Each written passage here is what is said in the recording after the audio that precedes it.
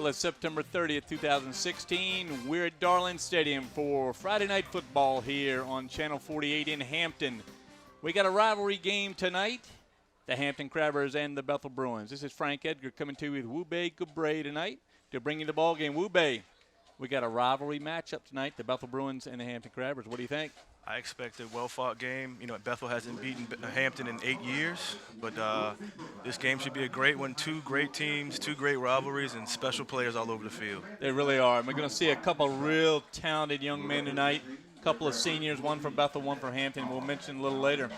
It's a cloudy night. We've had a humid day, so the heat and humidity could play into the game tonight. But we're in mid-season, so they should be in fine form, both teams. I think the weather is definitely humid out here, but it's better than the rain that we thought we were going to get. So we'll take the humid over the rain any day, I'm sure. Very good. Well, it shouldn't. We've had a few drops of rain tonight, but not too much, so we don't expect a lot of problem with holding on to the ball. Well, we were able to catch both coaches tonight. Let's go down. We got Coach William Beverly over at Bethel, and let's hear what he has to say after his team's big win over Heritage last week. I was able to catch up with Coach William Beverly of the Bethel Bruins. Coach, a big game last week. How does the win over Heritage affect your program? Yes, sir, and we think that was a big win, not only because of the season, but for our program it was a big win. You know, when you're in your infancy as a program, you want to have some wins that you can look back and kind of earmark, and that was one of those wins. So our kids really performed, especially in the fourth quarter when it really counted, and we're excited about the performance. As well, you should be. Tell the fans a little bit about Jeremiah Owusu. Yes, sir. Jeremiah is doing exceptionally well this year. The kid is grounded. This time last year, almost identically this time last year, he hit the switch. And I think some maturity kicked in, and he started to see football from a broader standpoint. And he's transcended that onto the field, and he's just doing a terrific job for us, leading as well as playing. Well, he's got to have somebody that throws him the ball. You've been high on your quarterback almost all calendar year long. Tell the fans a little bit about Navarro Price. Yes, sir. Navarro has done an exceptional job. We committed to Navarro back in February. We brought him in the office, and we told him that he was our quarterback. And I told him how important it was for him to be a leader and to show that both on and off the field. So we had a great spring with him. That transitioned into the summer, and now in the byproducts of it is what we're doing weekly with him in the game. So we expect him to continue to grow and continue to lead our team.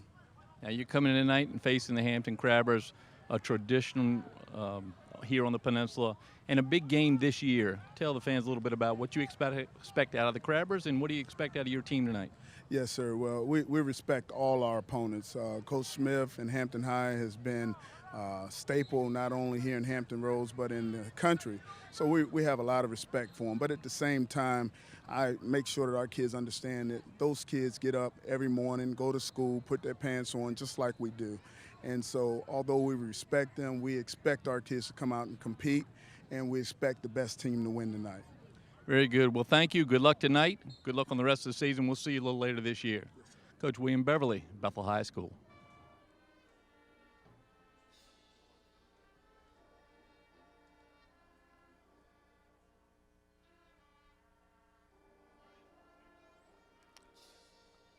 Well, as you see, ladies and gentlemen, they have the Hampton Crabber Band out playing the national anthem.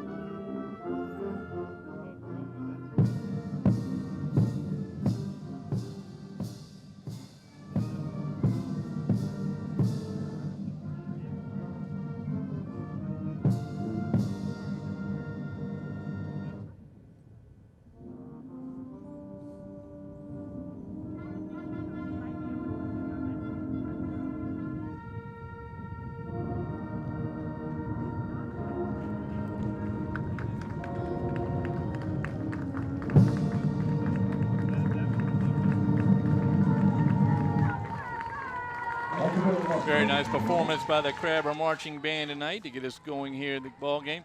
You heard from Coach Beverly ahead of time. Coach Beverly, we didn't get a chance to talk to him about a problem he has tonight. And what is that, Wube? Janias Jordan will not play, and Kemonte White won't play. Both are sitting out tonight, and that's a huge loss for Bethel. Well, that's about 500 pounds of loss right there, with three of them being the running back, Jordan. So that's a big loss.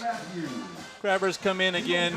They come in 3-1. They played one less game than their opponents this year. They started a week late. Their only loss to Heritage, and that was the team that Bethel beat last week. So what do we expect out of the Crabbers tonight that they probably didn't have at Heritage and against these Bethel Bruins? Well, Coach Smith said he's going to try to play both quarterbacks, DJ Nunn and Cam Stevenson. He's going to use Daz Newsome all over the field if possible. And Traquan Smith also is an asset on offense. So just look for Hampton to utilize their strengths, and that's get the ball into Daz Newsome and play solid defense. I mean, we mentioned it earlier, Frank. The defensive line of Hampton is like a college-sized line. So if they can use those guys and utilize their up-front strength, then I think they should be in pretty good shape tonight. Well, we'll have to hear from Coach Smith here, and he'll tell you a little bit about that line. I was able to catch up with Coach Smith in his 46th year at Hampton High School. I was able to catch up with Coach Mike Smith tonight of Hampton High School. Mike, another year, another good set of competition here in the Peninsula District. How do you feel about your team so far? Well, I think that the district is I don't really think we have a district anymore. They keep referring to it. We're in conference now, but the teams here on the peninsula, I think, are pretty well balanced this year. There's not a lot of, don't seem to be a lot of difference in the, majority of the teams. What do you think about how your team's performed so far? Up and down. I think we played better from the second half of the Woodside game, and last week we were more steady. I think we've improved. Good. And what do you expect out of your boys tonight? Good effort. That's all we ask for. Play smart, make good effort. Well, this has been a good rivalry between Hampton and Bethel for a number of years. What do you expect out of your opponent tonight? Well, I think William's done a good job over there. He's got some good football players, got some young kids that's come along, done a really good job for him. And I'm not even going to try to say his name, but number 9, he's top of the line. He's a grade A player. He seems like a really nice kid, but he plays really great on both sides of the ball. Well, we were over visiting with you earlier this week and saw a couple of your linemen. You've got the luxury of a couple of big kids playing on the front lines. We've got about 4 of them up there, pretty good size. I don't know if they're big as the Hogs were, but they're growing pigs. I know they're good sized boys. I mean, you 6'5", 6'4", and 285 to 305 range. So probably as a unit, the first group up on the offensive line, probably the largest we've ever had as a group. And that's quite a compliment given the history you've had there at Hampton High School. Tell the fans a little bit about Daz Newsome. They're going to see him with the ball in his hands tonight, I guess. Well, I didn't say those guys were the best we had. I said they were the largest. Well, we're going to try to get in his hands as much as we can and try to put him in a position where he can slow 9 down. So he's going to be a major component in this ball game, He's a good player, but we've got some other guys that are pretty good. So, and so does Bethel. So it's going to have to be a team effort for either team, I think. Well, every year it's a good game, and every season, good to see you. Coach Mike Smith, Hampton High School. Thank you. Well, you see the coach being very specific compared to what he normally is. He's very specific tonight, pointing out Jeremiah Owusu is a young man over on the Bethel side that he's got his eye on there. And, of course, the matchup discussed in the paper, the matchup between Owusu, a receiver, and Daz Newsome in his defensive role, and then they'll switch and play against each other in similar positions when Hampton has the ball. So we're going to see that matchup, I think, most of the night. Don't you think, Wube? I think they're both used in the same way on their respective teams. I think Owusu is the guy that they look to on Bethel for offense and on defense, and Daz Newsome is the same way for Hampton. They utilize him almost as a running back, wide receiver. Sometimes they do the direct snap as a quarterback. So they do the same thing for Owusu. So I think both players are going to be all over the field and trying to make plays for their teams tonight. Well, we see these teams are going to be in the field with the officials tonight from the Peninsula District. The referee, Jim Mayhew, the umpire, Zach Ray, the head linesman, Bobby Golaski. The line judge, Ken Matthews. The side judge, Sean Whitfield. Ivy Allen's the field judge. The back judge, Josh Eason. And on the clock up here in the booth with us, Herman Drone. These officials are veteran crews, so it's a good crew to have to officiate this game between two of the top teams in all these conferences and districts and divisions and whatever else you want to call them. It's too hard to sit on our show and actually explain what conference, what division, what side. Basically, they're in the same level. Well, we know Bethel and Hampton are both in 5A South, so this is why it's not only a rivalry, but it's gonna have a lot to say later on in the season as they get ready for the playoffs in a few weeks. We'll see Jim Mayhew out going to flip the coin here, and captains shake hands. You see Elijah Cunliffe there, number 55. He was standing during the national anthem next to Danny Mitchell, who's no small fella. And Cunliffe we saw come out of the locker room the other day at Hampton High, and we were impressed with he and one of his fellow linemen. Jalen Powell and Volk, Ezekiel Volk. Justin Red, all of them. Yep. They're just towering over me and you walking through the hall. They are. They're a good-looking group of young men. So the Crabbers and the Bruins meeting in midfield. It's going to be the Crabbers with their black uniforms, the red numerals. The Bruins wearing the yellow hats tonight with their white uniforms and their yellow numbers. Probably just faint enough to make it a little difficult to pick up, but these stylistic uniforms have caught us several nights. Yeah, with Phoebus last week and now Hampton. A lot of explaining going on. There goes the coin, and let's see what the call is. Hampton's won the toss. They're going to defer. So Hampton will kick to the Bruins here in the first half. Again, it's an overcast night. We've had a few sprinkles of rain, but we don't expect much more tonight. You know, the thing that we're keeping an eye on is that storm for next week. We've got Hampton and Kickingham next week, and got to keep our eye on that storm and hurricane down in the Caribbean right now. Of course, they thought we were going to get some rain this week, but very isolated. Very well, but yeah. They got it up. I imagine the Richmond schools may have some wet fields tonight, but not too bad here in the peninsula. The field looks great. Beth Mayer and her staff here at Darling Stadium have it. And they're playing games. They played here last night. Kickingham was home last night against the Woodside Wolverines. That's right. And the Wolverines had their way last night with the Warriors.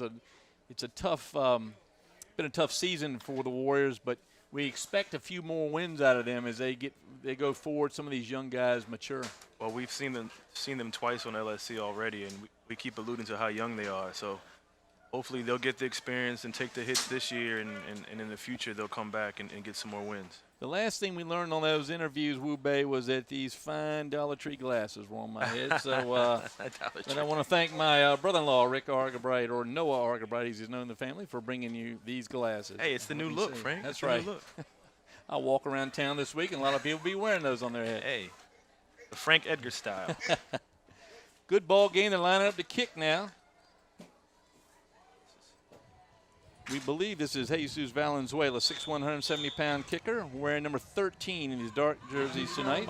Mondo Walker's deep back for Bethel, and he's going to get the kickoff at the 5-yard line. He fumbles it, picks it up, regains the ball. He gets to the 25-yard line where he's stopped by a host of Crabbers, and he's still moving, Frank. Well, real good coverage, or good blocking by the Bethel Bruins. Not great coverage by the Crabbers, as we saw Walker have trouble getting a handle on the ball. 1st and 10 for the Bruins here.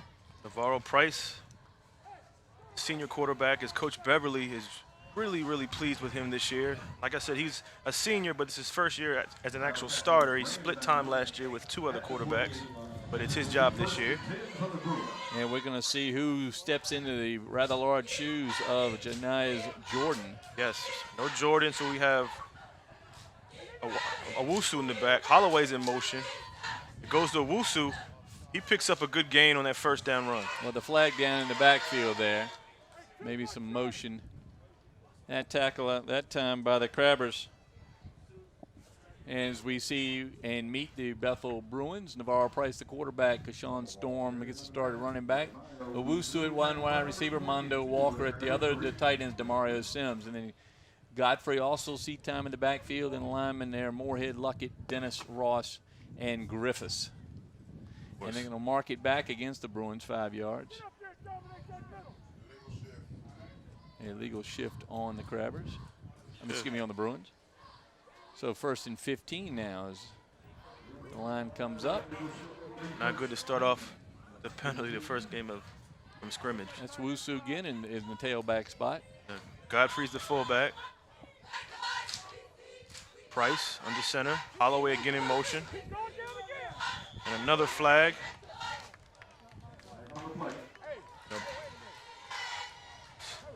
Legal procedure this time. False start on Bethel. They're moving backwards, Frank. 2 penalties. We'll see if we can get a playoff here for the Bruins. Is he? So the Bruins back in the huddle, looking to make their first play without a flag. Here's the defense for the Crabbers. The big men up front, Powell, Conliffe, Laporte, and it's Ezekiel Volk, number 75, then Coleman, Davis, Bellamy, Gaskin, Stevenson, Newsom, and Nunn. A lot of the same names you will see on the offensive side of the ball for the Crabbers. 1st and 20 for Bethel at the 18-yard line. Another flag, Frank. 3 consecutive flags as we start this ball game, all on Bethel. Too much time on the Bruins that time. So the new set in the backfield seems to have thrown off the Bruins with Owusu playing in the tailback spot. Good point. They're used to having Jordan back there and with Owusu. Prior to the flag, He plays that position Bethel. every now and then, but that's not his permanent position. Well, we talk a little bit about Daz Newsom and Jeremiah Owusu. They're 2 very gifted athletes and can play most any place on the field. Daz Newsom, the youngest of the Newsom brothers. Dion, of course, now all the way up at Virginia Tech, and quite a player. And Myron, his dad, played here and played at Virginia Tech as well. And Coach Smith said that Bud Foster, the defensive coordinator at Virginia Tech, said he was one of the hardest working kids he's had in Virginia Tech history as a linebacker there when he played there in the 90s. And those numbers are hard to see, but this is Markel Holloman and Isaiah Sellers to the near side. Bethel actually called a timeout, so it's still 1st and 20 at the 18. And the guy that's towering over everybody out there is Conliffe, number 55. You can see in there, it's a great picture from Steve Fryer down the field. See how big Mr. Conliffe is. Price, shotgun. Looks to pass. Incomplete, intended for Holloway. It was tipped in the backfield. It was 3 men blocking Conliffe. I don't know if you saw that. The center and both guards had Elijah Conliffe tied up. He still pushed him back a few steps. Trevion Davis was on the coverage. 2nd and 20 from the 18.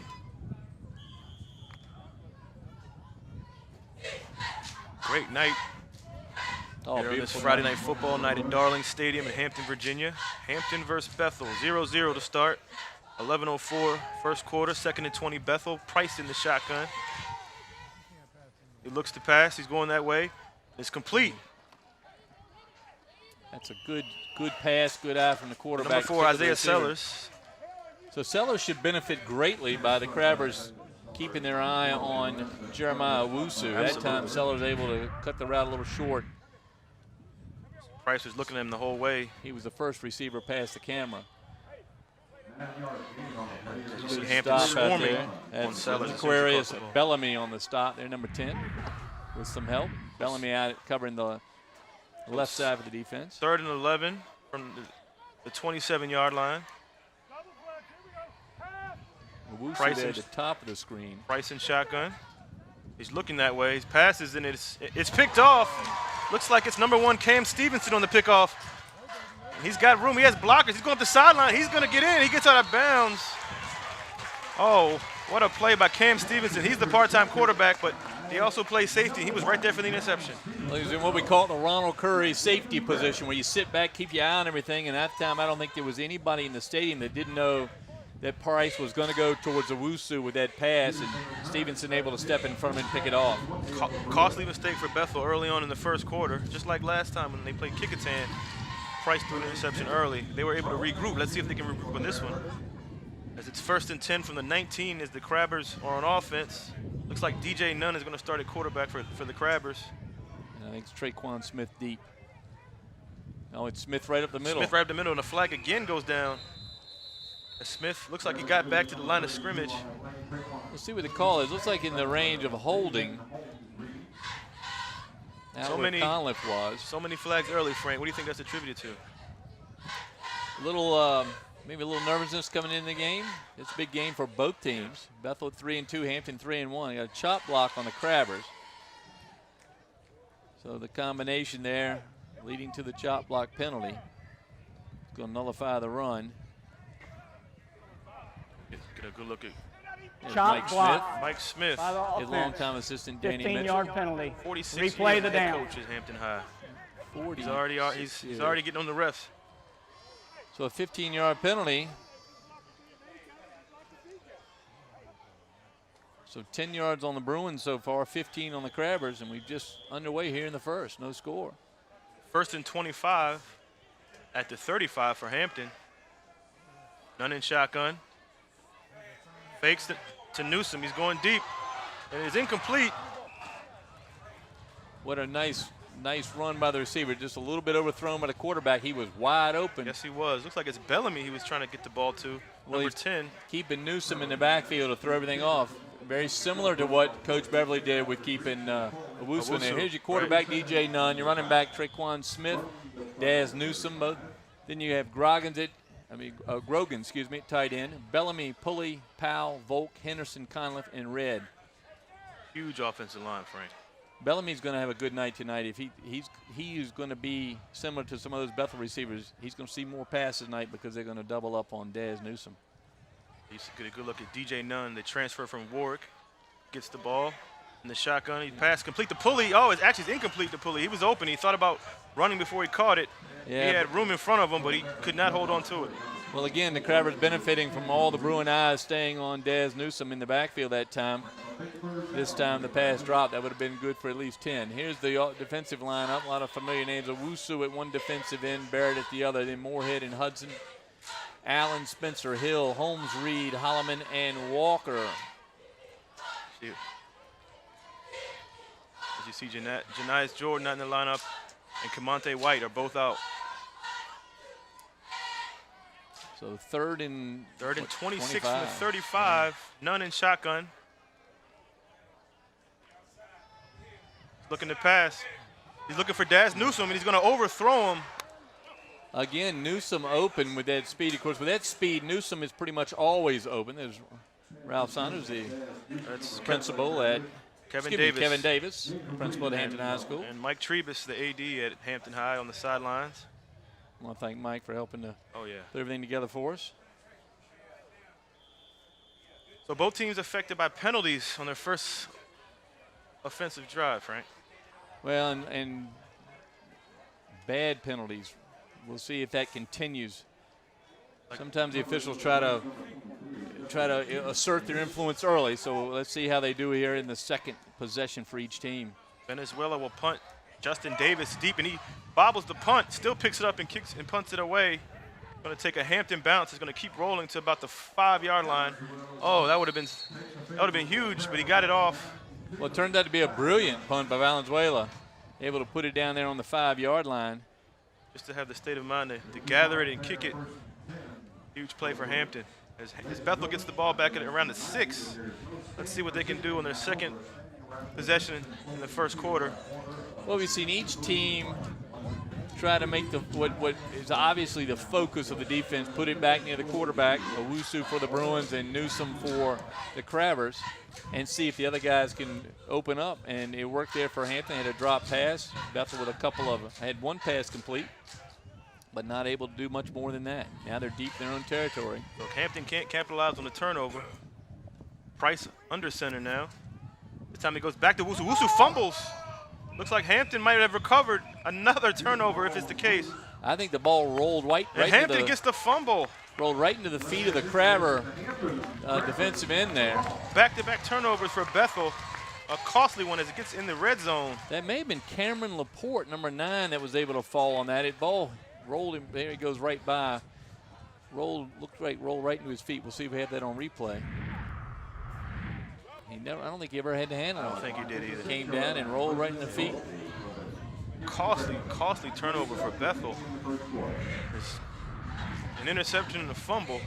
So 2 fumbles now. Oh, excuse me, 2 turnovers for the Bruins. 1st and 10 with the Crabber. Let's see if they can go forward on their second possession. None in the shotgun. Actually, that's Daz Newsome with a direct snap, and he is in. And there's another penalty over here on the sideline. It's going to be the legal procedure on the Crabbers. Jeez. In fact, there's flags on both sides. Both of the side judge and the line judge both saw that. So we'll see the call here.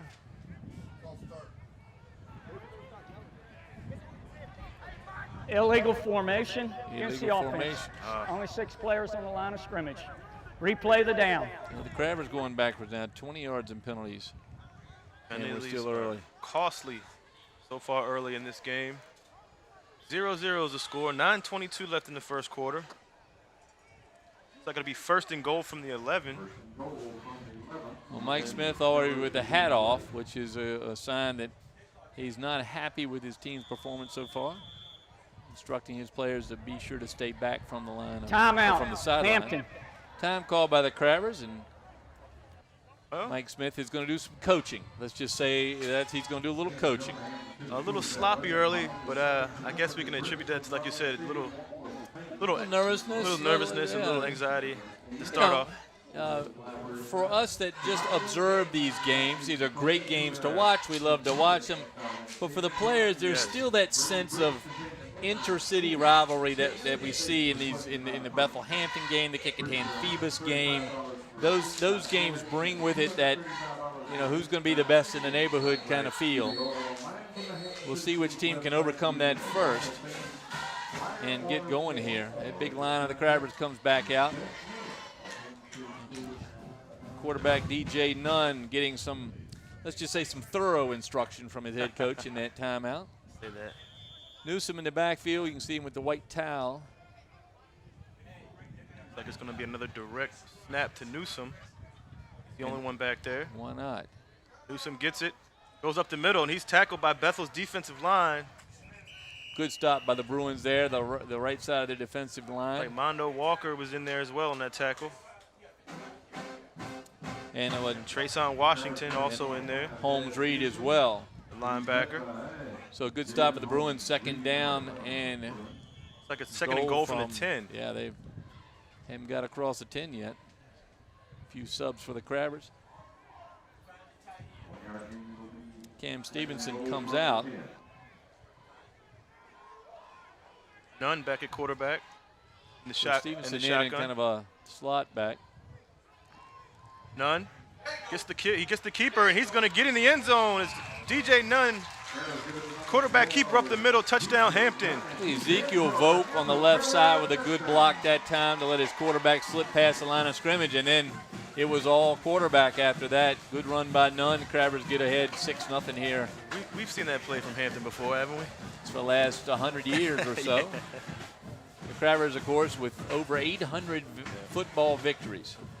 Now we can go down the line of how many great quarterbacks they've had as well. Laundry list of great players that have come through the program at Hampton High. Here's Valenzuela. Looks like out of the hold of Daz Newsome.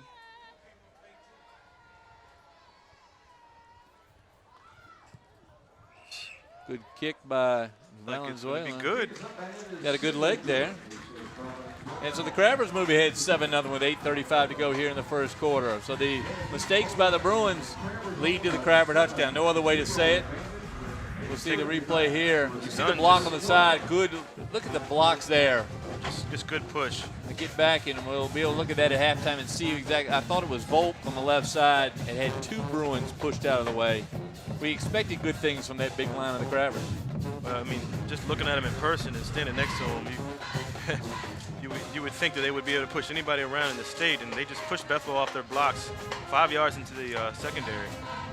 So Mike Smith goes back to more of a basic, let's run it right down their throat, and they get the touchdown. If you can stop it.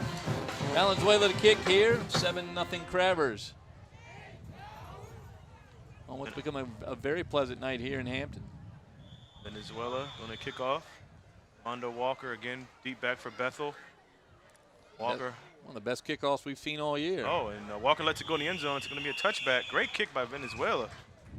The young man is. It's good to see a team with a good kicker. We've seen some. I know a lot of times the high school teams instruct the good kickers even to kick the short kickoff, and So we don't often see one that is allowed to kick long like that. Valenzuela with a nice kick.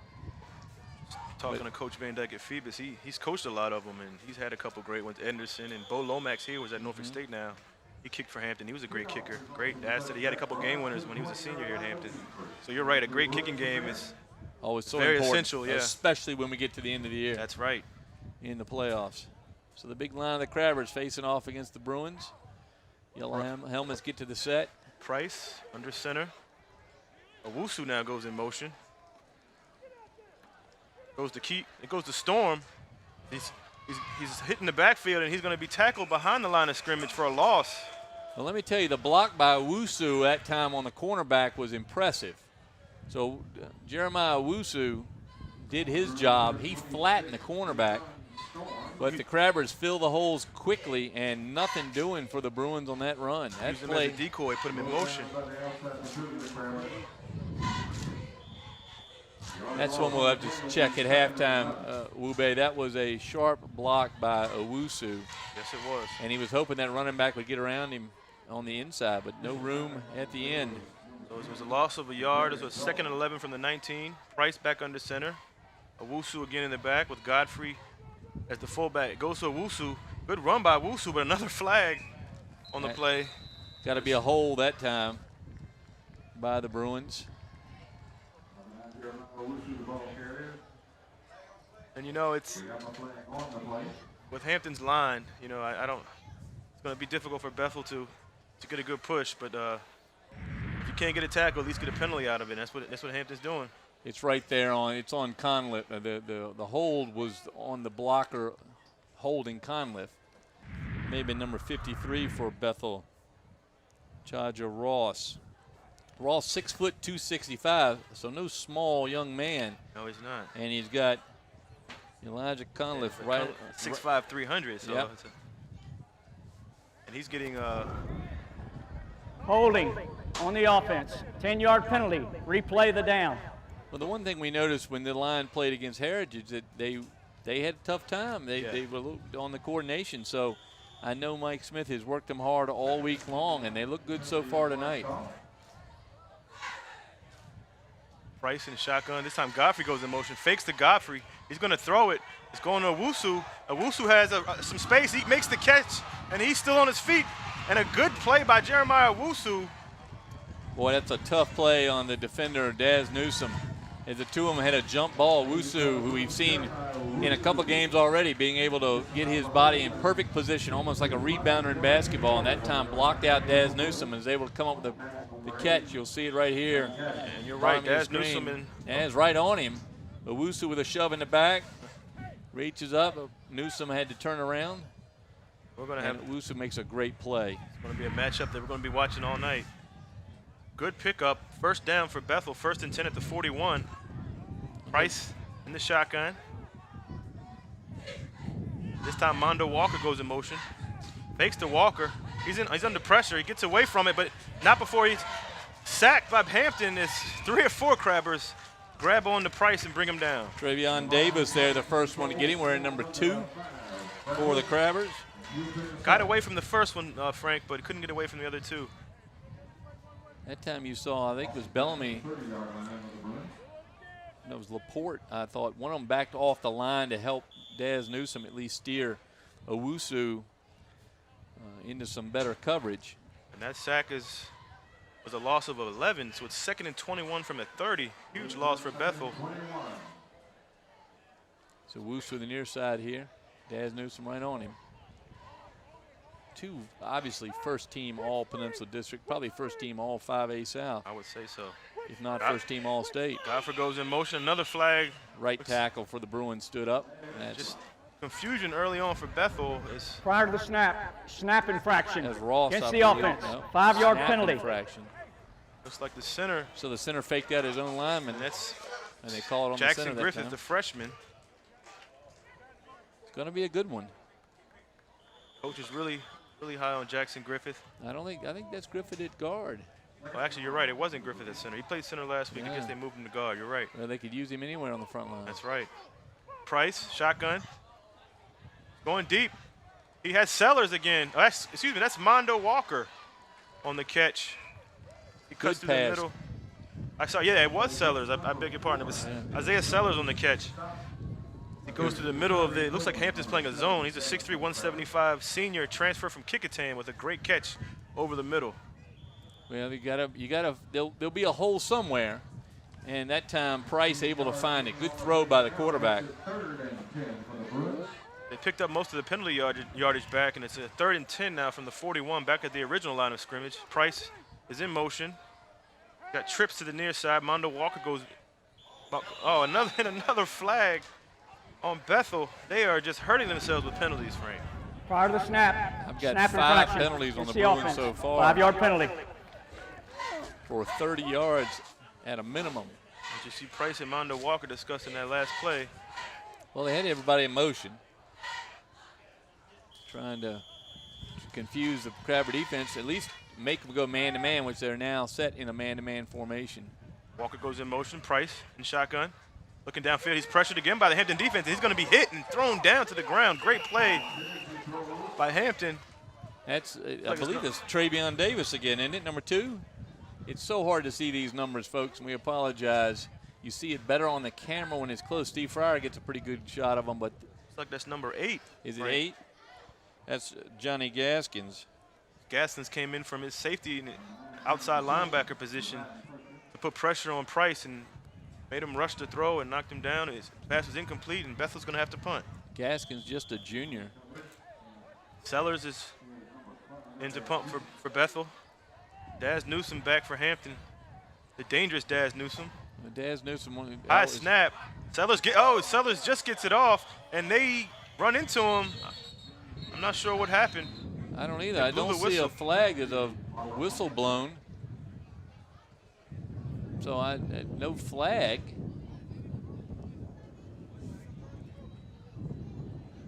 So they point to the sideline, and he points to the chest like it's on him. So maybe they weren't ready to go.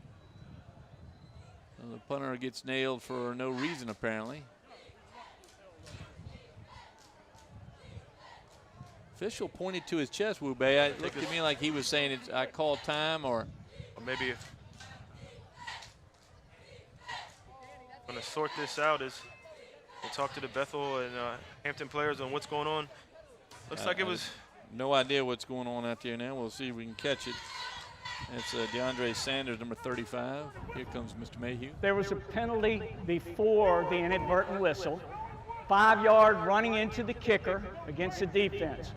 We'll mark off that penalty, replay the down. Yeah, the Mike Smith, he's saying, where's the flag? There was absolutely no flag on the field that time. Very confusing to the players and the fans alike. But the referee has clarified it for everybody. High snap. Sellers got it. We're running into the kicker there. That's easy to see. But with, another high snap, and then Sellers slips down. He has to go get the ball. He picks it up, and he is down at the 5. Whoa. Bethel is just not going well for the Bruins. Not going well for the Bruins this early in this first quarter. They've gone the wrong way by at least 40 or 50 yards so far. And they can't keep giving the Crabbers the ball inside the 10. Second time they've done that. I don't believe the center that time was Gaskins. Who was it? We'll have to look. You know, that exchange, we talked with Coach Beverly early in the season about how important that exchange is, and we see there just how important the snap is. Oh, man, it was costly for Bethel. It's his 1st and goal at the 7 for Hampton. None in the shotgun. He's got Smith and Daz Newsome in the backfield. None. Goes to Smith, and he's hit hard. Excellent read by the defender there. He came in behind the block. That's going to be Trayson Washington, outside linebacker. Real nice play by Washington. 6 foot, 215-pound senior. Great play. Bring down a little slow developing that time by the Crabbers. And Washington took full advantage of the gap in the line.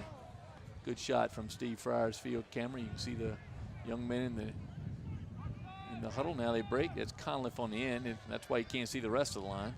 You see Daz Newsome is going to take the direct snap. He bobbles the snap, and he breaks a couple tackles, but Bethel is there to wrap him up at about the 10. Yeah, we spoke too soon about holding on to the ball tonight, didn't we? Oh, man. We've seen a couple fumbles recovered by the team and one loss by the Bruins. So nothing really coming together so far for either offense. We've got one touchdown on the board. Two of the top teams in the Commonwealth, and now they're playing each other, so that can account for the close score. Absolutely. 7-0 Hampton. 4:02 left in the first quarter. 3rd and 10, 3rd and goal. It's Cam Stevenson on the top of the screen there, lined up as a receiver. Dunn in the shotgun. He fakes the pitch, and he is tackled at the 6-yard line. It's going to bring up a 4th and goal at the 6. We'll see if Mike Smith goes to kick the field goal here. They're looking for the kicker. And they will. There he goes. We'll bring him in. Well, why not? If you got a kicker like this, put 3 more on the board. So Valenzuela comes on. Jesus Valenzuela, 6'1", 170-pounder, and a senior. Yeah. Easy to spot with the orange shoes. And I believe the hold is out of Newsom there. Daz Newsom doing the holding. Bethel not quite set yet. There's a snap. It's up, and it is good. So as you said, Frank, the importance of a good kicker and a good special teams player is very essential. You know, that's a weapon that's really been missing this year all around high school football in Virginia. I know there's a couple teams that in Northern Virginia have some pretty good kickers, but this young man doing a nice job. 10-0 Crabbers now with 3:04 to go in the first quarter. Yeah, Bethel has a pretty good kicker as well, but he hasn't had an opportunity to kick yet as Hampton goes up 10-0 on 3 costly plays by Bethel. 2 turnovers and then the high snap on the punt as Sellers had to go back to the 6-yard line and down it, and puts Bethel in a 10-0 hole early on. Valenzuela back on the field. He's been on the field a lot, the kicker for Hampton. And he's going to kick it off. And the Bruins are going to see if they can get some forward momentum going here on offense. Mondo Walker again back for Bethel.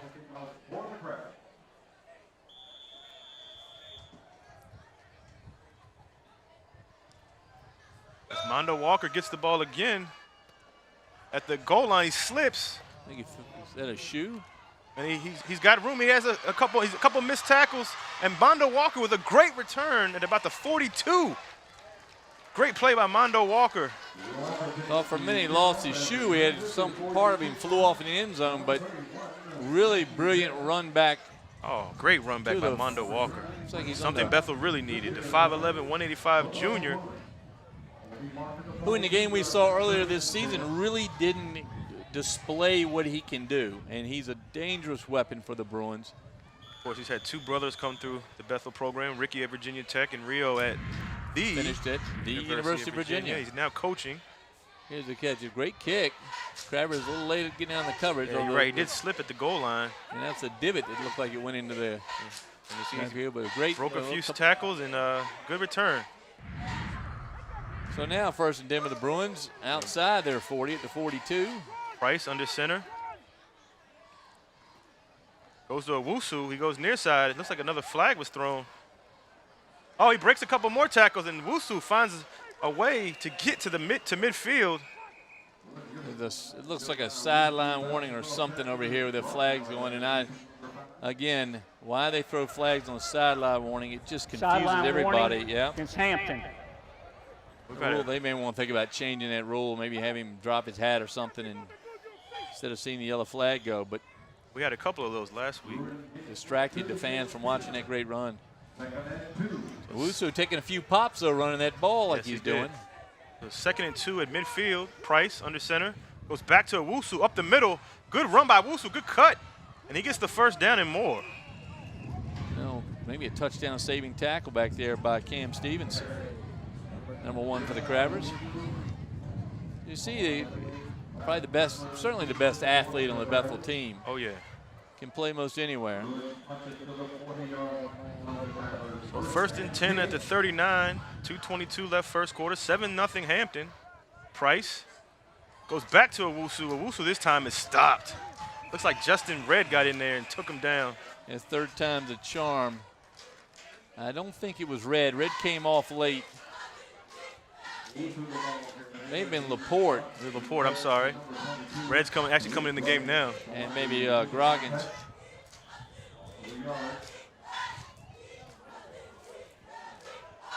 Well, third time.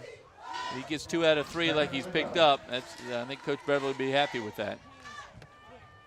And running formation again. 2nd and 11 from the 40. Price. He fumbles the snap, goes to Storm, and Storm is knocked down at the line of scrimmage, or it looks like a little bit behind the line of scrimmage. And Conliff again on the stop. Really just kind of pawed him, knocked him down. Another fumble, and it just throws the whole play off. The timing becomes off, and by the time the running back gets the ball, he's dead meat. So no gain on the play. 3rd and 11 from the 40.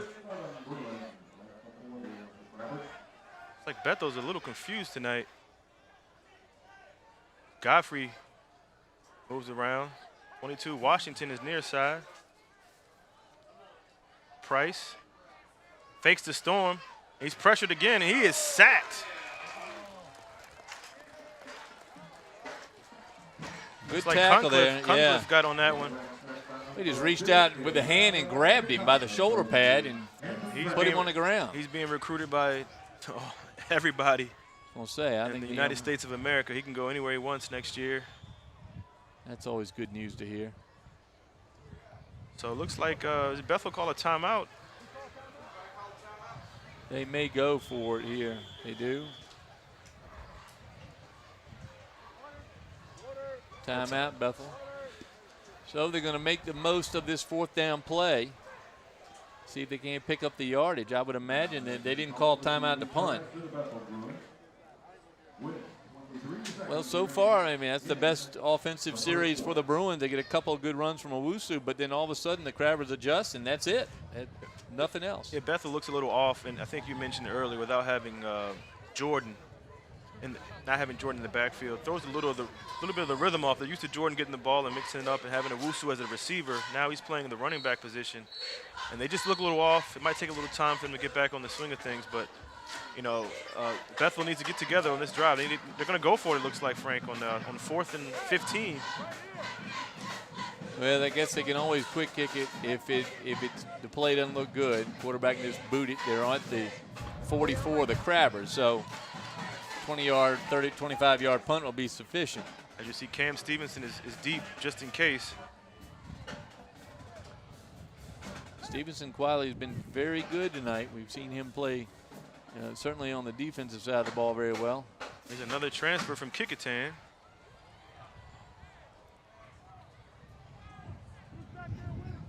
Or if you throw it long, it's almost as good as a punt, but we'll see.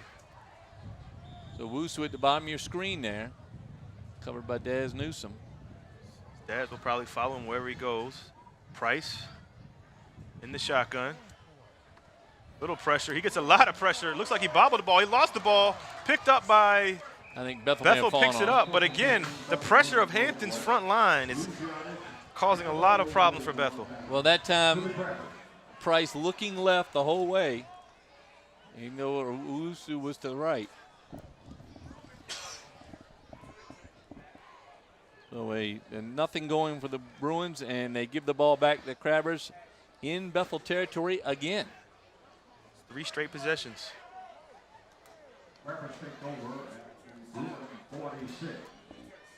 So 14 seconds go here in the first quarter, 10-0 Hampton, and they get it on the 46 of the Bruins. That's right. Nunn is in the shotgun. Trips near side.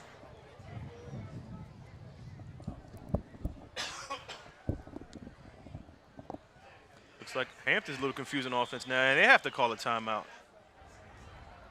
So timeout. Well, I don't know what they could. I know you have probably put in some plays this week for each squad. You're right about the absence of Jordan for the Bruins. That does throw it off. That's like you always say, a team comes in the NCAA tournament and one of their top 5 gets hurt, and you wonder why they don't play as well. An adjustment for another player. And let's not sell the rivalry short. No. It's a rivalry game. Like you said, all these kids know each other. They probably went to middle school together. And, you know, we mentioned it before. When you play in a rivalry, anything can happen, and we're seeing that now. A lot of jitters early on in this first quarter. Well, you know, also Bethel, I know Coach Beverly's told them all week, we're going to win this game. Yeah. Let's go out and win this game. That's go out right. and you know, put it out on the field and win it. And it's one thing to talk about it when you're in the practice field. It's another thing to come out and you line up against Elijah Conliffe and you wonder where the sun went. Yeah. He's in load for sure.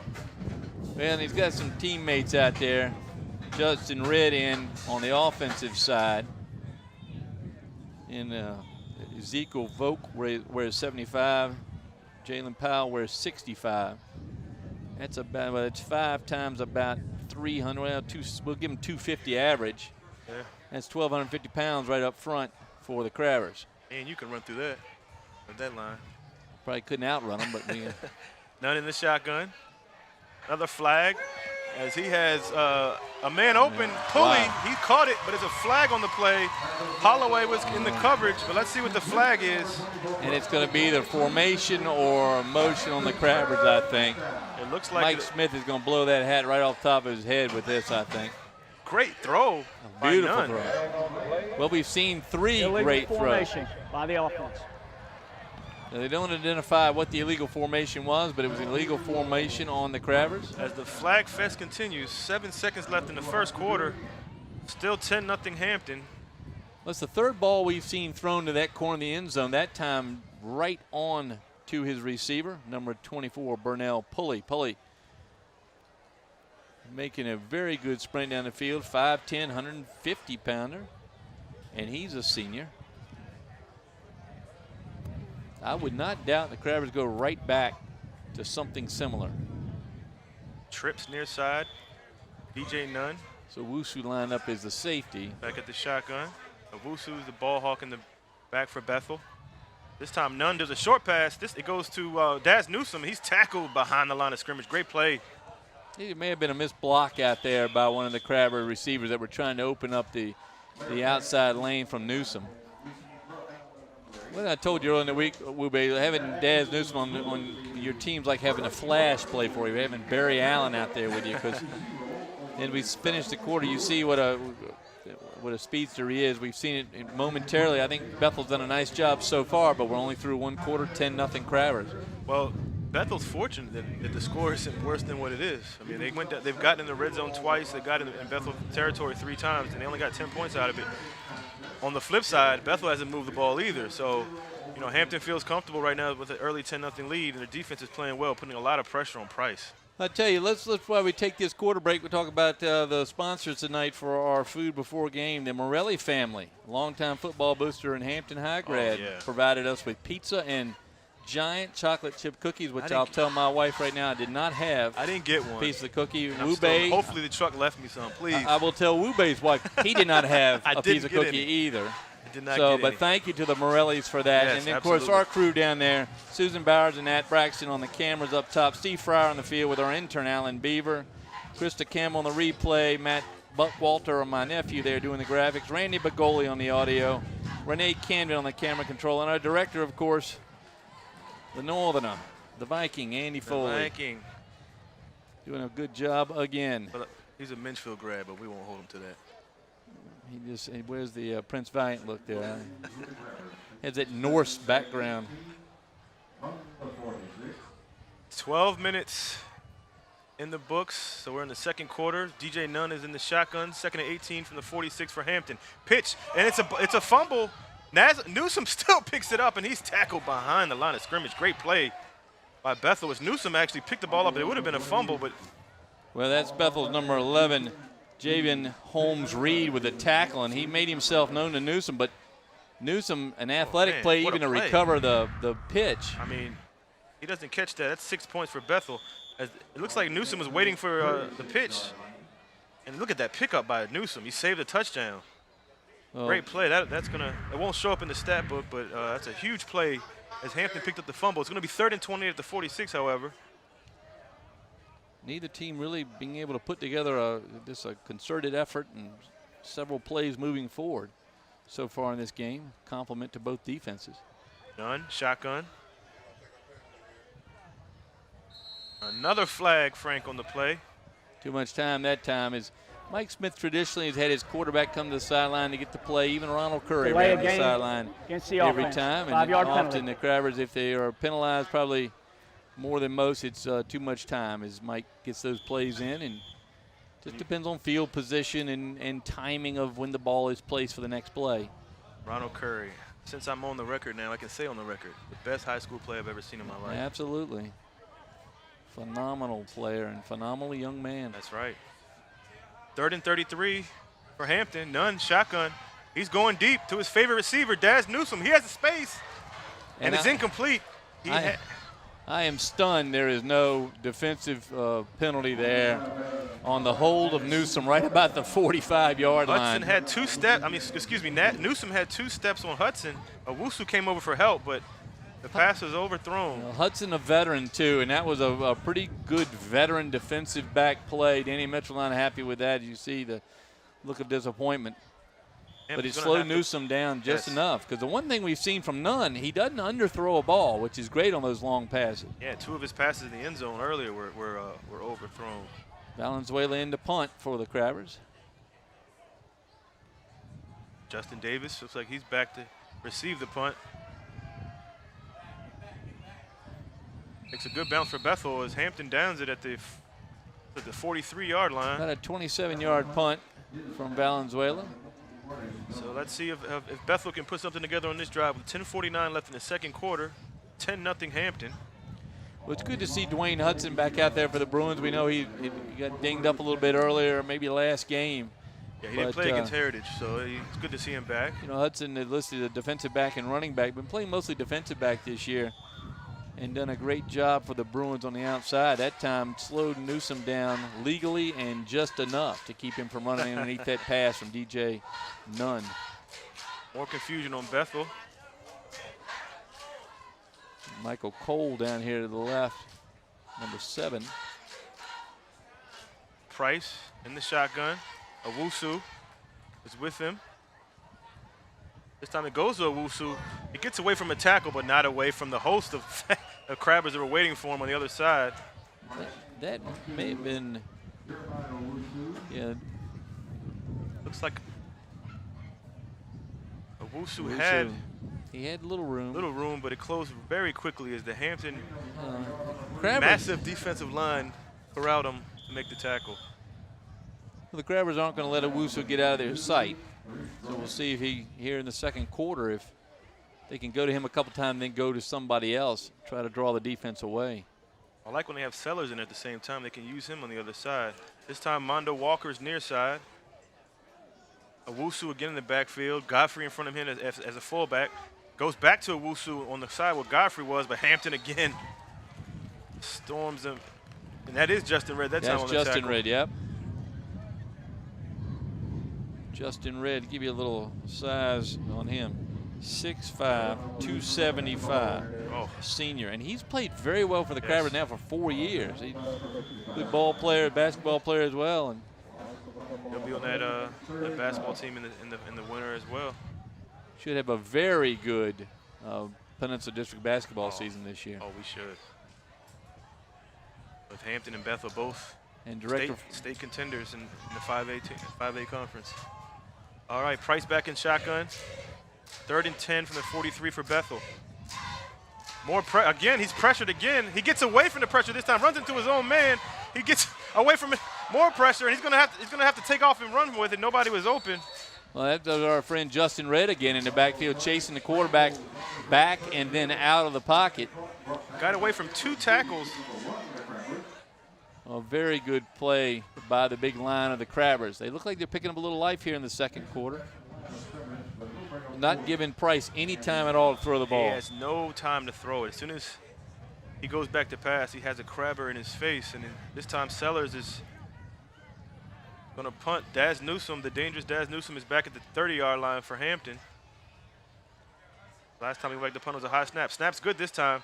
Stevenson with a little pressure as he kicked it to Newsome. He doesn't call fair catch. He catches the ball. He gets away from a tackle. He gets away from another tackle. Cuts inside. This guy is electrifying, folks. As he gets about a 7-yard pickup. But it was the most exciting 7 yards that you'll see tonight. You can see how talented he is. And I hope Bronco Mendenhall at Virginia, and I may wear my little Cavalier tie, hope he gets to see this young man when we get him in Charlottesville. It's amazing that UVA has not offered him anything yet, or Virginia Tech. So the Crabbers get the ball 1st and 10 on their own 30. Just a reminder, at halftime, we have the man, the myth, the legend, Mr. Tony Rutland will join us at halftime up in the booth. Went to that other ACC school, didn't he? At, some school in North Carolina, right? Greensboro, somewhere down there. Yeah. I He's going to talk about what he's up to now and what's going on now. Nunn back in the shotgun. He's going back to pass. Looks like it's Pulley back there, and Pulley readjusts himself, and it's incomplete, but there's a flag on the play. That time, Pulley made a nice adjustment, and the defensive back not seeing that. Is that? Looks like that was Hudson in the coverage. Hard to tell on the far side. It was another good throw. Watch the adjustment of the receiver, and it just leaves the defender to come plowing into him. So, and Dwayne Hudson on the coverage. Pulley adjusted himself, and Hudson interference went with him and got the penalty. That's a 15-yard well, that so much penalty happens and when the results receiver in a gets past the first down. defensive back and then stops and waits, and the defensive back not looking back over his shoulder has no choice but to run into him. So the penalty marked off from the line of scrimmage. So high school is 15 yards for pass interference, opposed to the pros where you get the ball in the spot of the foul. So 1st and 10 from the Crabbers 45. Get a good look at Daz Newsome, senior. Nunn pitches to Newsome. He goes near side. He has a little room on that side, but he steps out of bounds at about the 49-yard line. You can see the explosiveness in Newsome, Frank. Makes a lot out of nothing, really. That was well defended by the Bruins. But Newsome is one of those guys that's able to almost turn his body sideways and become so thin he's hard to bring down. Of course, you see him on the field and he's tall and thin. He's about 5'11".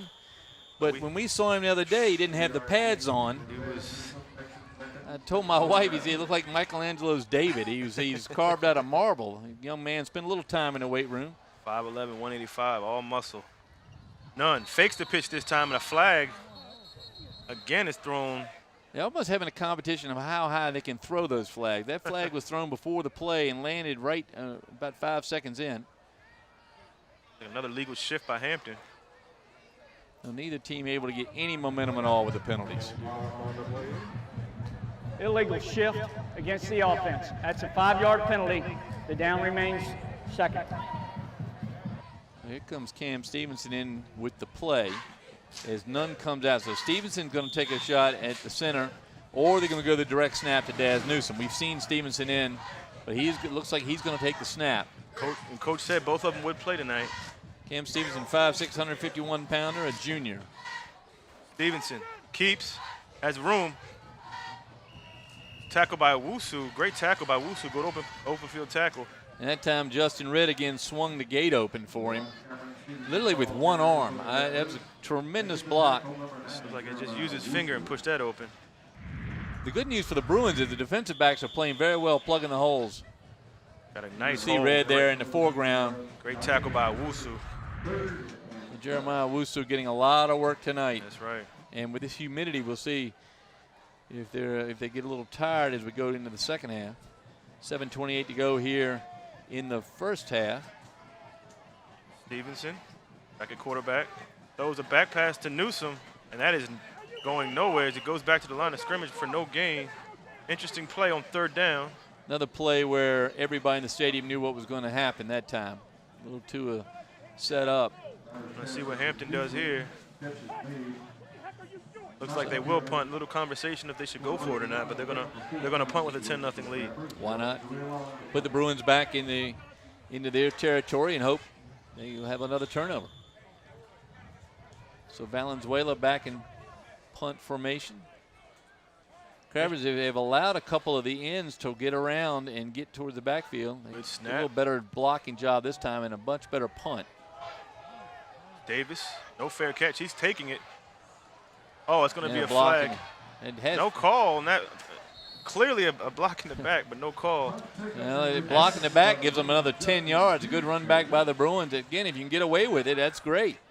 The player even pulled up, but right after he hit him in the back. No harm, no foul. Nope. Bethel will take it. No, not bad field position from their own 33-yard line. Bruins with 1st and 10 with 6:28 to go here.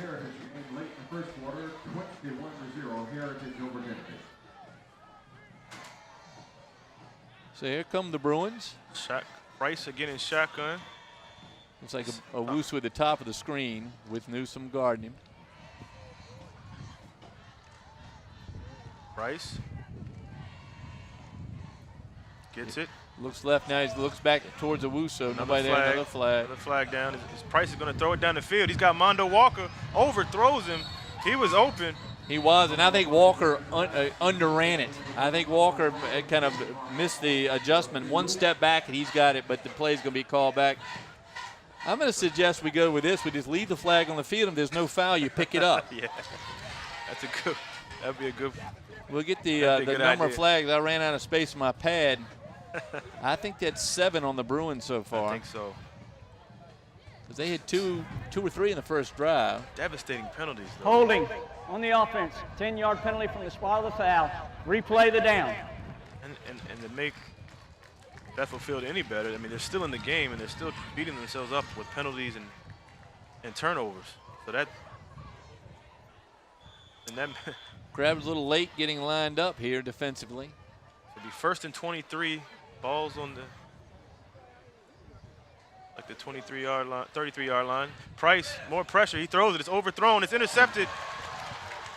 That's Hampton's number 12, Markel Holloman. And he has room, and it's another turnover by Bethel. Well, that time there was almost a line of Crabbers to try to pick that off. Holloman was the deepest. And so Markel Holloman comes up. He's a 6 foot, 180-pound senior. Oh, excuse me, wrong side. That's Nunn, of course, the quarterback, DJ Nunn. So Nunn and Stevenson swapping places. They both quarterback. I think Stevenson had that first interception. Looks like you'll see the line of Crabbers right in the middle of the field, and the ball goes over a lot of outstretched hands and right in the hand of the deep safety playing in that Ronald Curry spot. And back he comes. I should recognize those socks.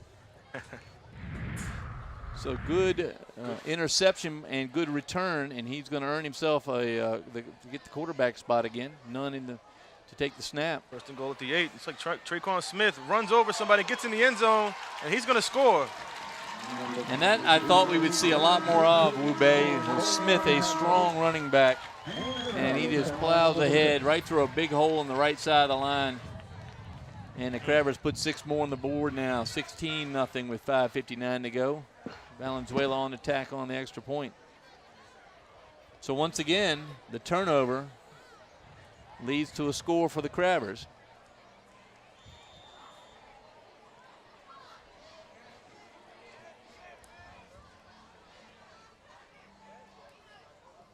This one is blocked. You can return this. Well, actually, in high school you can't. But keep in mind, Frank, Bethel was down by 2 touchdowns last week to Heritage. So now 16-0 deficit. It's nothing they haven't seen before. And well, we've talked about Heritage a lot, and here's a play here, the run. Just look at the strong right side of the line. That was Ezekiel Volk stepping up in the hole first, and then Smith just powers ahead and carries the defender right in the end zone. I really thought we'd see Smith carry the ball a few more times here in the first half. We may see it in the second, as they've had great success with the run. 16-0 Hampton. A little instruction there to Cam Stevenson. And Coach told us earlier in the week we would see both quarterbacks. Stevenson came in on that last drive. Well, we've seen both, and both have played well. Stevenson, the junior, Nunn, the senior for the Crabbers. Now Valenzuela, the senior kicker, has been on the field more than most anybody tonight. Good kickoff. Davis, good kickoff. He goes down the sideline. He's tackled and thrown out of bounds. No call there. Ball's going to start on the 30 for the Bruins. So good field position for the Bruins. They've just been shooting themselves in the foot with the turnovers. Turnovers is really taking a toll on Bethel tonight. It's only 16-0 after all. They've put 4 turnovers now. Yeah. And then the snap and the on the punt. So let's see if Bethel can regroup. Got to get Owusu involved somehow. Haven't had a chance. He only has one catch. Basically, be playing running back tonight. Well, Crabber's lining up. 4 down linemen. Everybody else dropped a little deeper now, and Oh man, another flag. This is. yeah, and I understand at halftime they've ordered a whole new set of flags. Infraction against the defense. They're getting 5-yard worn penalty. out. Substitution infraction. Might have to put new batteries in Crabber. the ref mics as well. So That, first and that, 5. that penalty actually goes on Hampton, so we. Much to the relief of an ever-growing Bethel crowd on the far side of the field. Late arriving crowd, kind of an LA crowd we have here. Yeah, Bethel's always a late arriving. Price. Keeps it as he gets it in the shotgun. Well, design run picked up about half a yard. So second and about 4.5. Haven't seen Price do that much this year, but put a little wrinkle in the offense as Price goes up the middle for 5 yards. Actually, Well, for a 5-yard gain, yes sir. Yeah. Maybe Wube like Bruce Willis in Die Hard, take his shoes off, feel the grass a little bit. Let Price get a little feel for the ball. His throws have been a little long, a little off target, so let him get a feel for the ball. This time, it looks like Davis got the carry on that one. He got a feel for the ball. He got the slammed. ball. Yep, he got the feel for the turf. That Conliffe right up and just grabbed him with one hand and brings him to the ground. So nothing doing for the Bruins on second down, third now and 4.5. You see why, you got a glimpse of why Conliffe is being recruited by so many high major programs. 6'5", 300. Elijah Conliffe. That's a good size. Joshua Volk there to his right, number 67. 3rd and 4 for Bethel at the 36. Price, shotgun. And Bethel's they're going to use a timeout. Well, the whole stands are celebrating the fact that there was not a penalty. Bethel. So 16-0, 4:24 to go in the first half. We're going to have Tony Rutland at halftime, so stay tuned, folks. As he knows a lot about this rivalry, playing in a few of them in high school. Playing very well in a few of them in high school, as I recall. We still show a lot of those games. The one that was at the Coliseum was sold out.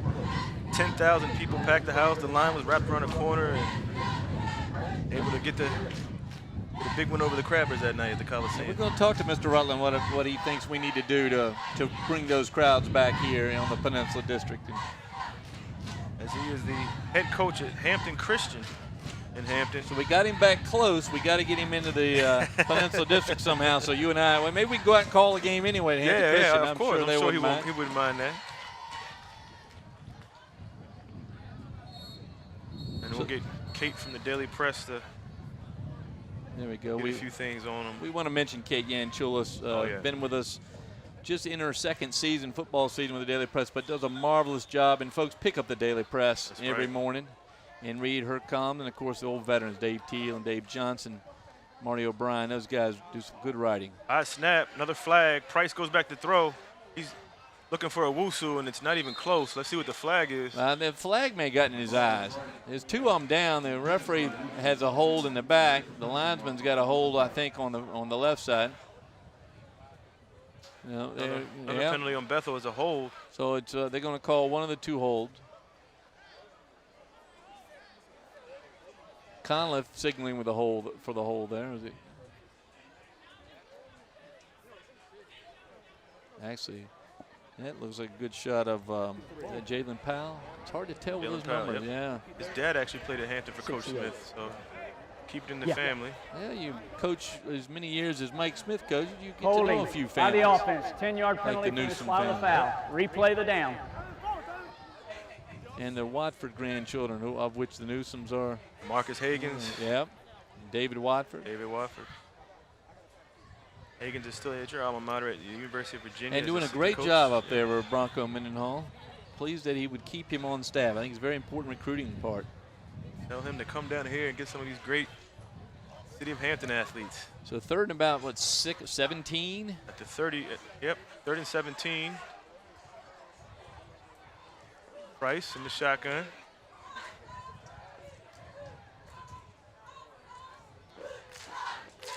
Pressure again. He gets the ball off. It's complete to Sellers, but he's tackled right away by number 1, Cam Stevenson. Great tackle by Stevenson. So Sellers wouldn't get any further than after the catch. Stevenson really shined in the defensive backfield tonight.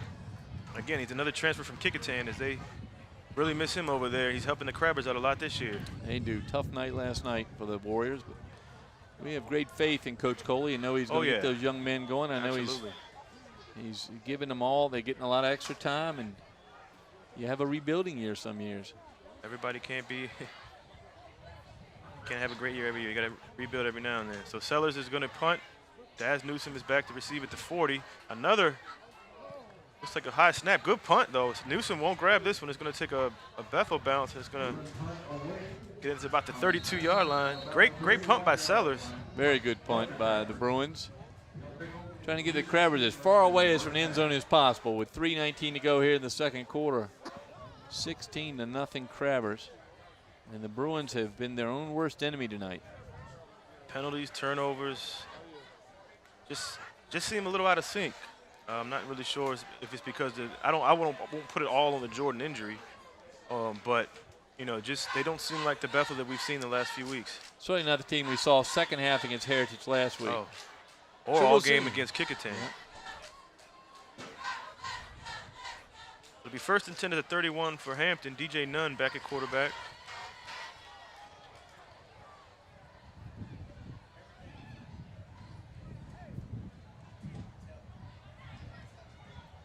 Nunn, shotgun, looks to pass.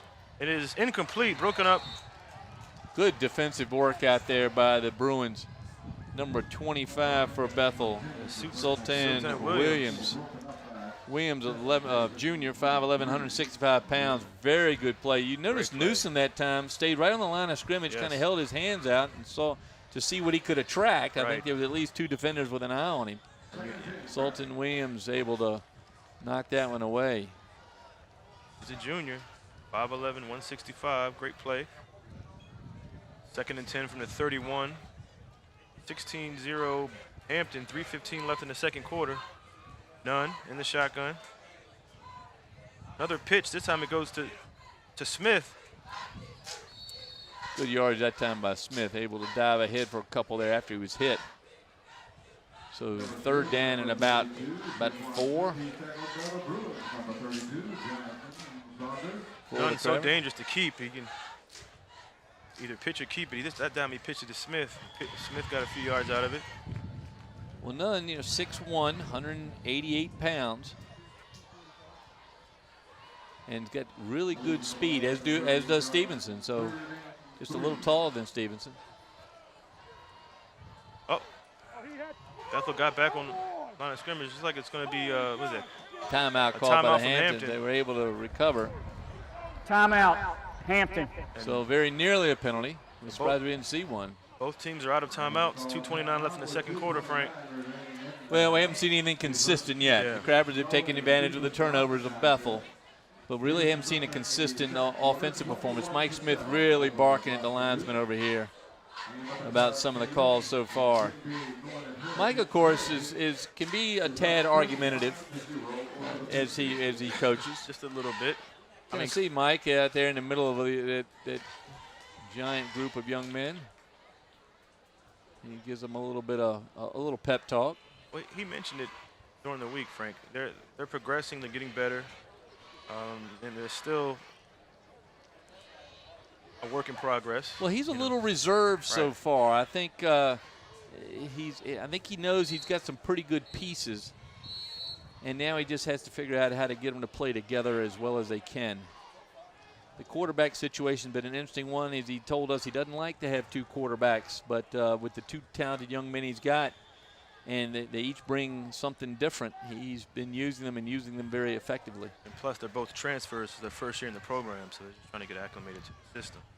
3rd and 3 from the 38. Smith gets the carry. He got a first down on that run, right up the middle. Great block. Well, that time the hole opened up. The defender filled it. The linebacker saw daylight, shot up in the hole, and the running back went right behind him. So well-designed play by the Crabbers. They pick up the first down. And you said earlier you want to see that more from Hampton. See Smith going up the middle and those big offensive line. You see Hampton's number 10, Navarro Price, has to go to the sidelines. But he comes in. Excuse me, I'm looking at the wrong sheet again. Bellamy, the receiver, who I thought we were going to see catch a couple passes. He's to the near side here. None. This time he keeps, goes up the middle.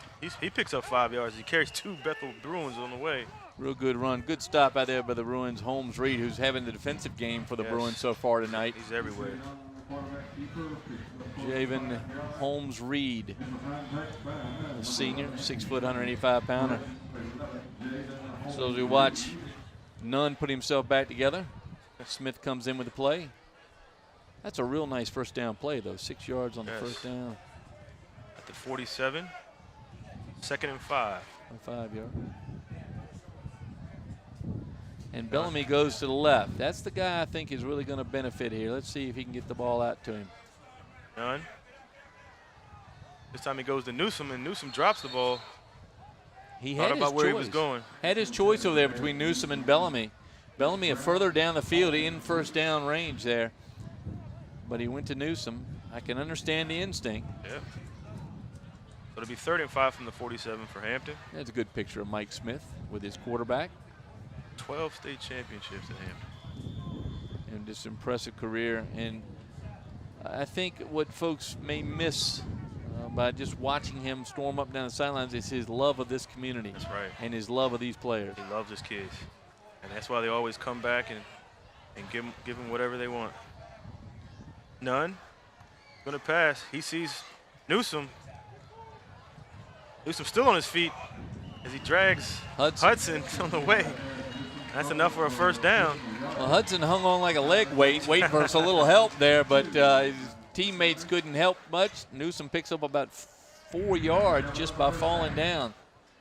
Good catch by Newsome. Throw a little low, and he able to go down and get it. He had first down right there, but he's able to stretch it out about 4 more yards. Good play by Dwayne Hudson. And a great play by Daz Newsome. Under a minute left in the second quarter. Nunn in the shotgun. Newsome. This time he goes to Smith. Smith has a big hole up the middle, and he's got a big gain. Tackled by Mondo Walker and Dwayne Hudson. It's the first time we've seen Walker have to step up in the middle like that and make the play from the safety spot. And not before Smith picks up almost 7 yards.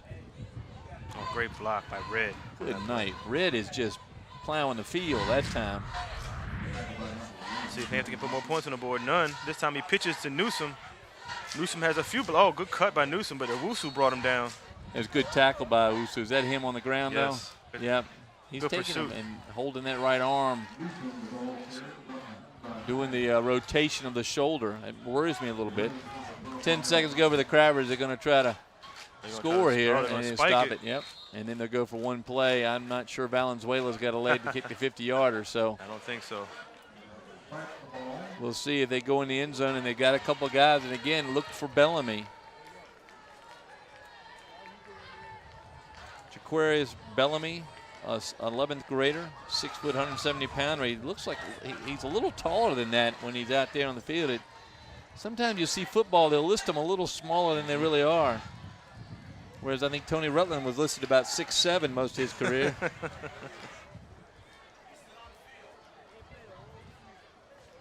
Mike Smith gives the play to Travion, or Traquan Smith. Not many plays you can draw up on this occasion here with 5 seconds left.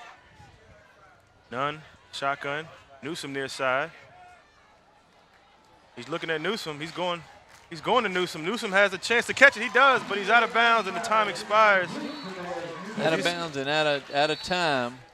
Good defensive positioning there by Hudson, who's doing the yeoman's work there in the defensive backfield. But Newsome comes down with a good throw again by Nunn.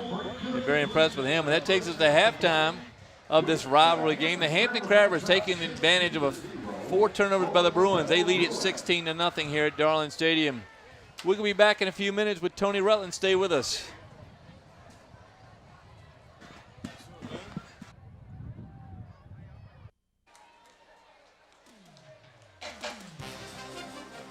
We're back here at Darling Stadium on the 30th of September 2016. It's halftime in this rivalry game between the Bethel Bruins and the Hampton Crabbers. The Crabbers lead at 16-0. Nevertheless, we've got a Bethel legend with us tonight, and we're thrilled to be able to reintroduce to the community Tony Rutland. Tony, great to have you back here on the peninsula. Thank you for having me. It's been a long time since I've been back, and I'm happy to be here. Well, Wube has got 100 questions for you. So excited.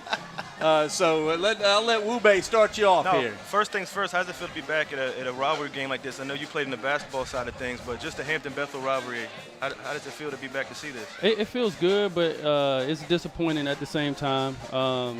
Coming to the game, I just thought I had to come a little earlier.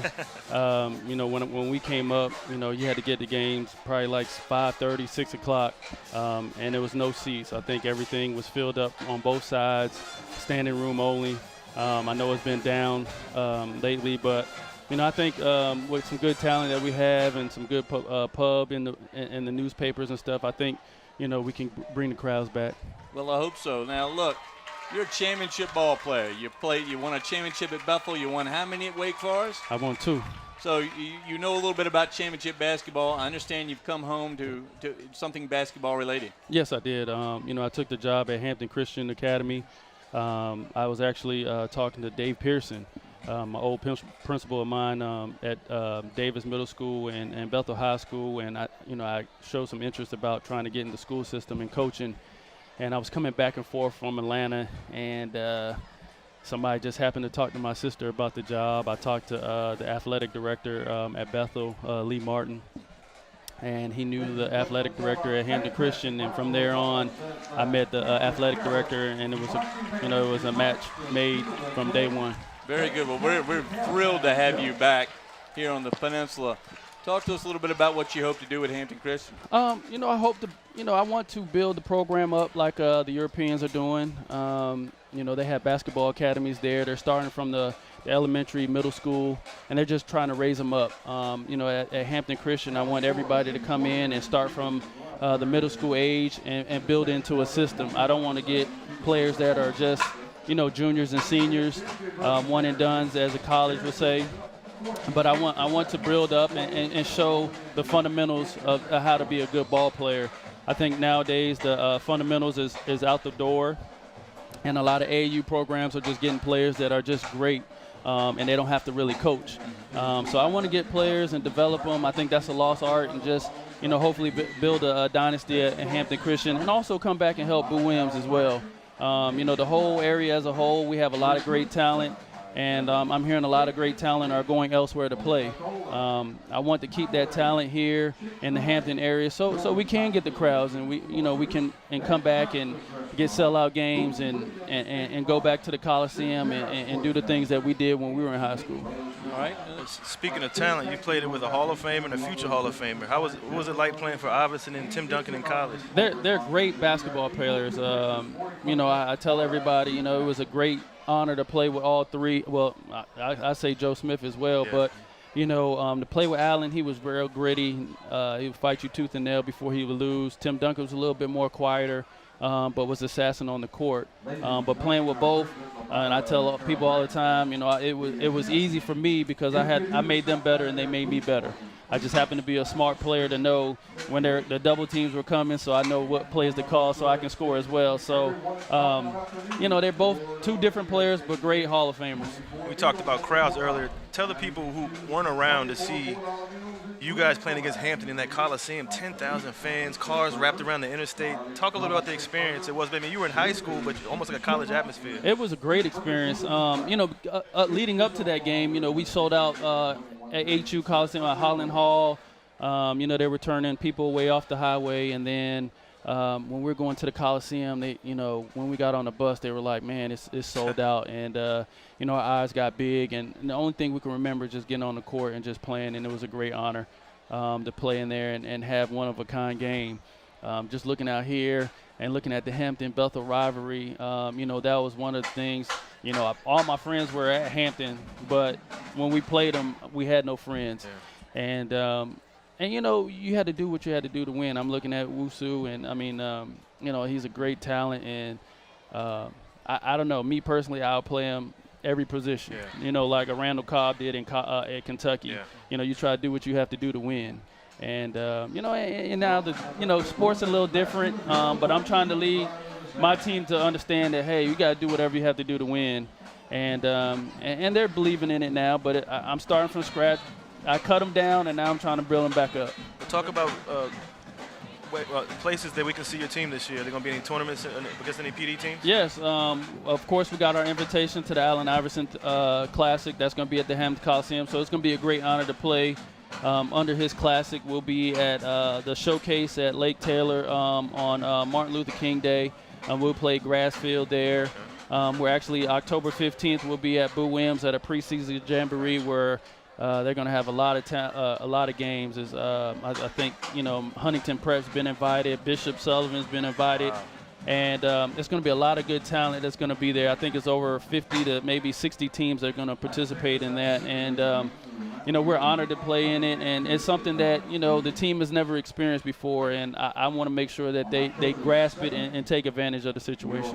Well, Tony, we're thrilled to have you back here on the Peninsula. We're thrilled to have you in the booth with us tonight. We're going to have to go back to the ball game now. I could sit here and talk to you for half an hour. I do want to say that I did want to go to UVA, but Curtis Staples beat me to the punch, and I had to go with my second option, which was Wake Forest. And it hurt me every game. Every game I had to watch you just tear us up. So, yep. But we're thrilled to have you back. We'll look appreciate forward to seeing you out at Hampton Christian and in the community. Thank you. Tony Rutland, our guest tonight at halftime. Thanks for being with us. I appreciate it. Yep. Thank you. Folks, get out to Hampton Christian, see some Tony Rutland-led basketball this season, and get out to your local high school and see these guys play. It's a lot of fun.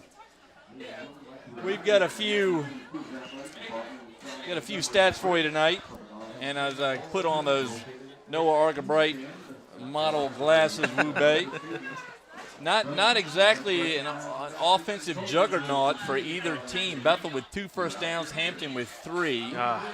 16 carries for Bethel, negative 43 yards. 14 carries, 41 yards for the Crabbers. So about a 84-yard difference there on the ground. 65 passing yards for the Bethel Bruins, 80 passing yards for Hampton. They were 5 for 12. Bethel 4 for 8, but with 2 interceptions. 68 penalty yards on 8 penalties for Bethel, 40 penalty yards, 6 penalties for the Crabbers. And that's courtesy of Kate Yanchels, the Daily Press. Thank you, Kate, for helping us do that. And you see some of the highlights, Frank, mostly for Hampton, but as you call some of those stats off, you wouldn't think we'd have many highlights, but Hampton has 16 points on the board, and that's almost like 100 points if you think about how they've been playing. Yeah, and sadly, I think the highlight for Bethel is when they were going forward. Yeah, and that's sadly what they're doing in the first half. The camera work is magnificent, by the way. Tony Rutledge still looking over the shoulder. This is that HD stuff now we have, and Tony, you can watch this along. It'll be on YouTube by Monday. We actually post the games on YouTube, so you can get a full review. We got to figure out how to get Tony back up here, or maybe get over there to see him play a little bit. Maybe Alan will invite us to call a couple of those games at the Allen Iverson tournament. Well, he said we could he can do some guest commentating and guest color some games too. I got the clock man, Rob Robinson over at Phoebus. Oh, well, there you go. Been a brilliant clock man for me. He still works out with Allen Iverson. I mean, with Boo Williams out of their tournaments. Yep. So we're getting ready to go here in the second half. A couple minutes to go. Bethel Roy lined up. There's the interception by Nunn. That was a backbreaker. That was a backbreaker. Real good run.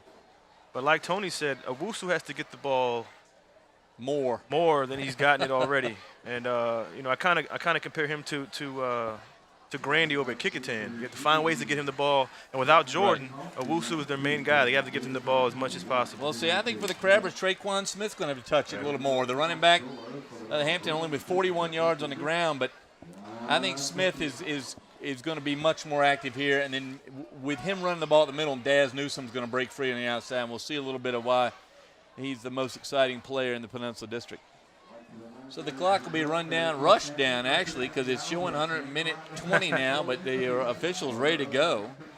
Well, Herman's going to get the clock straight. As the officials say, let's go ahead and go. Everything else has been a little slower than we expected with all the rushes. And we'll be ready to go here as the Bruin kicker places the ball. Thank you, man. What an exciting guy. Oh. Thank you, Wube, for getting Tony to come up here. Awesome guy. Fans, if you haven't watched some of the stuff on Channel 48, we have some games of Allen and Tony's, and exciting basketball, so well played, so well coached. Well, I must confess, I got copies from Renee Camden. I've been watching them ever since. So they're on my desk, so I watch them all the time. Tony's as big a part of those Yes. championship teams as anybody, and I'm talking about it, including Tim Duncan and Allen Iverson. That's right. Good kick, and Good kick, and he rolls ball into the end zone.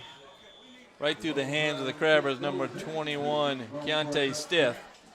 So Stiff lets it roll in. The ball's be brought out to the 20-yard line. Yeah, a controlled kick there by John Vasilopoulos. That's your buddy, huh? Yep. Good to see him out. Vasilopoulos, the kicker, and we've seen him one time now. That's Yeah, unusual with the Bruins. Very unusual. I know they hope to see him on the field kicking a few extra points. 16-0 Crabbers here. It's still a very beautiful night. A little cooler than it was when we started. When the sun went down, took a little bit of the heat. The humidity's still in play. Crowd, good crowd tonight on the Crabber side. Very impressed with the crowd. Very, very excited about a nice crowd. Like you alluded to earlier, this is probably the best crowd we've had all year. Daz Newsome gets the ball in the backfield. He breaks a couple tackles, and he's tackled by Jordan Hill of Bethel. Very good tackling by Bethel. That's. I haven't called his name much tonight, but he got it on tackle. First time we've seen Newsome get free up the middle like that. I like the way Hampton's utilizing Newsome. Backfield, receiver, direct snap. Yeah, they go to Smith a couple times, and then you're going to see have to Newsome free on the outside. You're going to have to get Bronco Mendenhall's cell number or something for him I to need lobby to for them to send him a recruit this letter guy. or whatever it takes to get him to notice him. My Cavaliers could use a speedster. Nunn in the shotgun, Newsome behind him. Bethel stacks the line, single coverage outside. It's like another. Delay a game.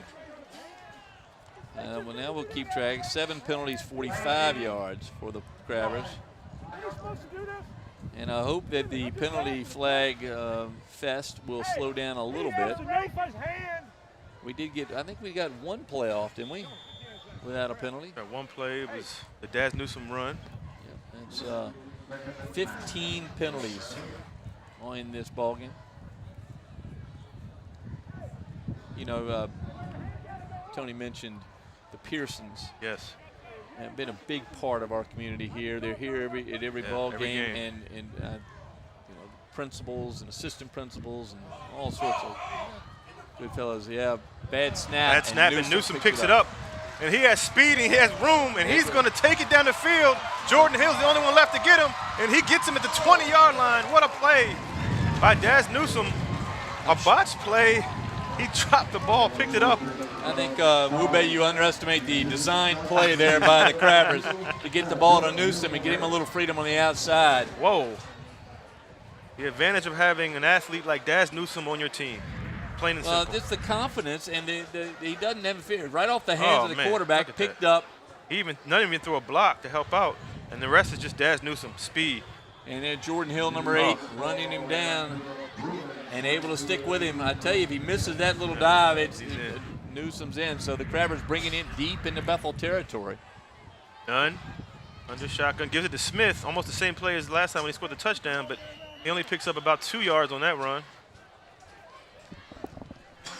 Well, good hanging on there by Bethel's number 22, Trayson Washington. We called Washington's name several times against Kickingham. First time we called it tonight, but a good tackle as he hung on to Smith. The second down for the Crabbers from the Bethel 20. Out comes the quarterback, DJ Nunn. Saw Stevenson a little bit, Frank, but not as much as I thought I would. Nunn's been doing a great job at quarterback. Well, we've seen him in the defensive backfield, and he's played very well. Right tackle is Justin Red. Let's see which way they go. They go right behind keeps Red. it, goes up the middle, right up the middle, actually. And he's tackled, looks like by Hudson, but not before he gets the first. Not before Nunn gets a first down for Hampton. Well, watch the gate open on the right side, and that's behind Red. And I couldn't see who the guard is. Look to your right. It looks like number 60. Look at Derek Henderson on the right, from the right guard spot. Also Ezekiel Volk So the Crabbers going up the middle as I thought they might try, and they've been fortunate. They get the lead without having to rely on that run. Now they can just kind of run it down Bethel's throat if they can do it behind that big line. Nunn pitched to Newsome. Flag on the play. Newsome breaks 2 tackles and cuts back up the middle and then drags the player 3 yards. I think but there is a flag. There's 2 flags down.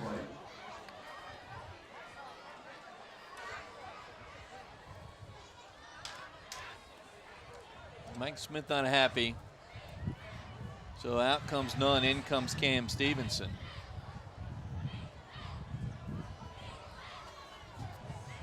May have moved it. It's about the 3rd legal shift called on Hampton tonight. Maybe a little impatience from Nunn, who up to now I believe has come in second one to come in. So here comes Stevenson in the quarterback with Smith as well. Traquan Smith wearing number 32.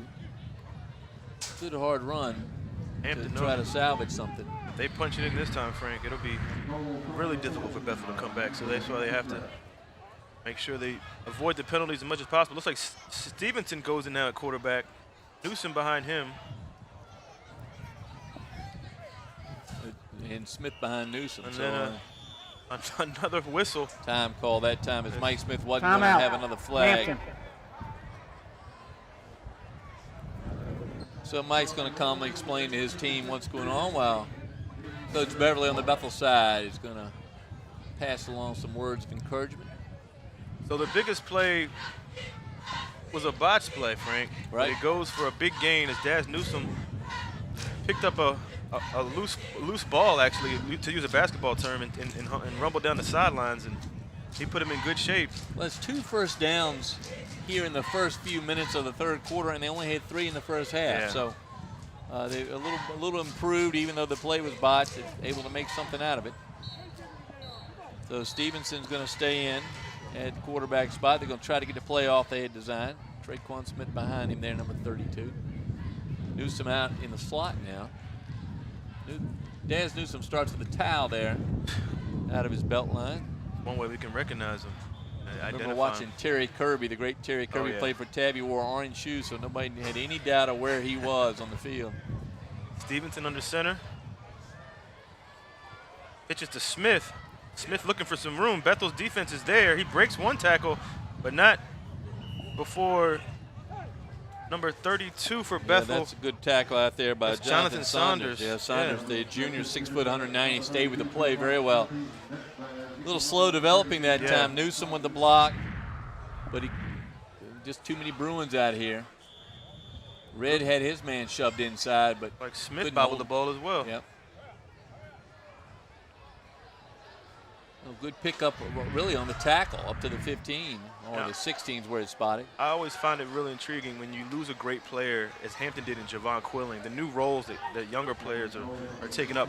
You know, Quilling was the man last year, but now you have Newsom and Smith who are playing prominent roles this year.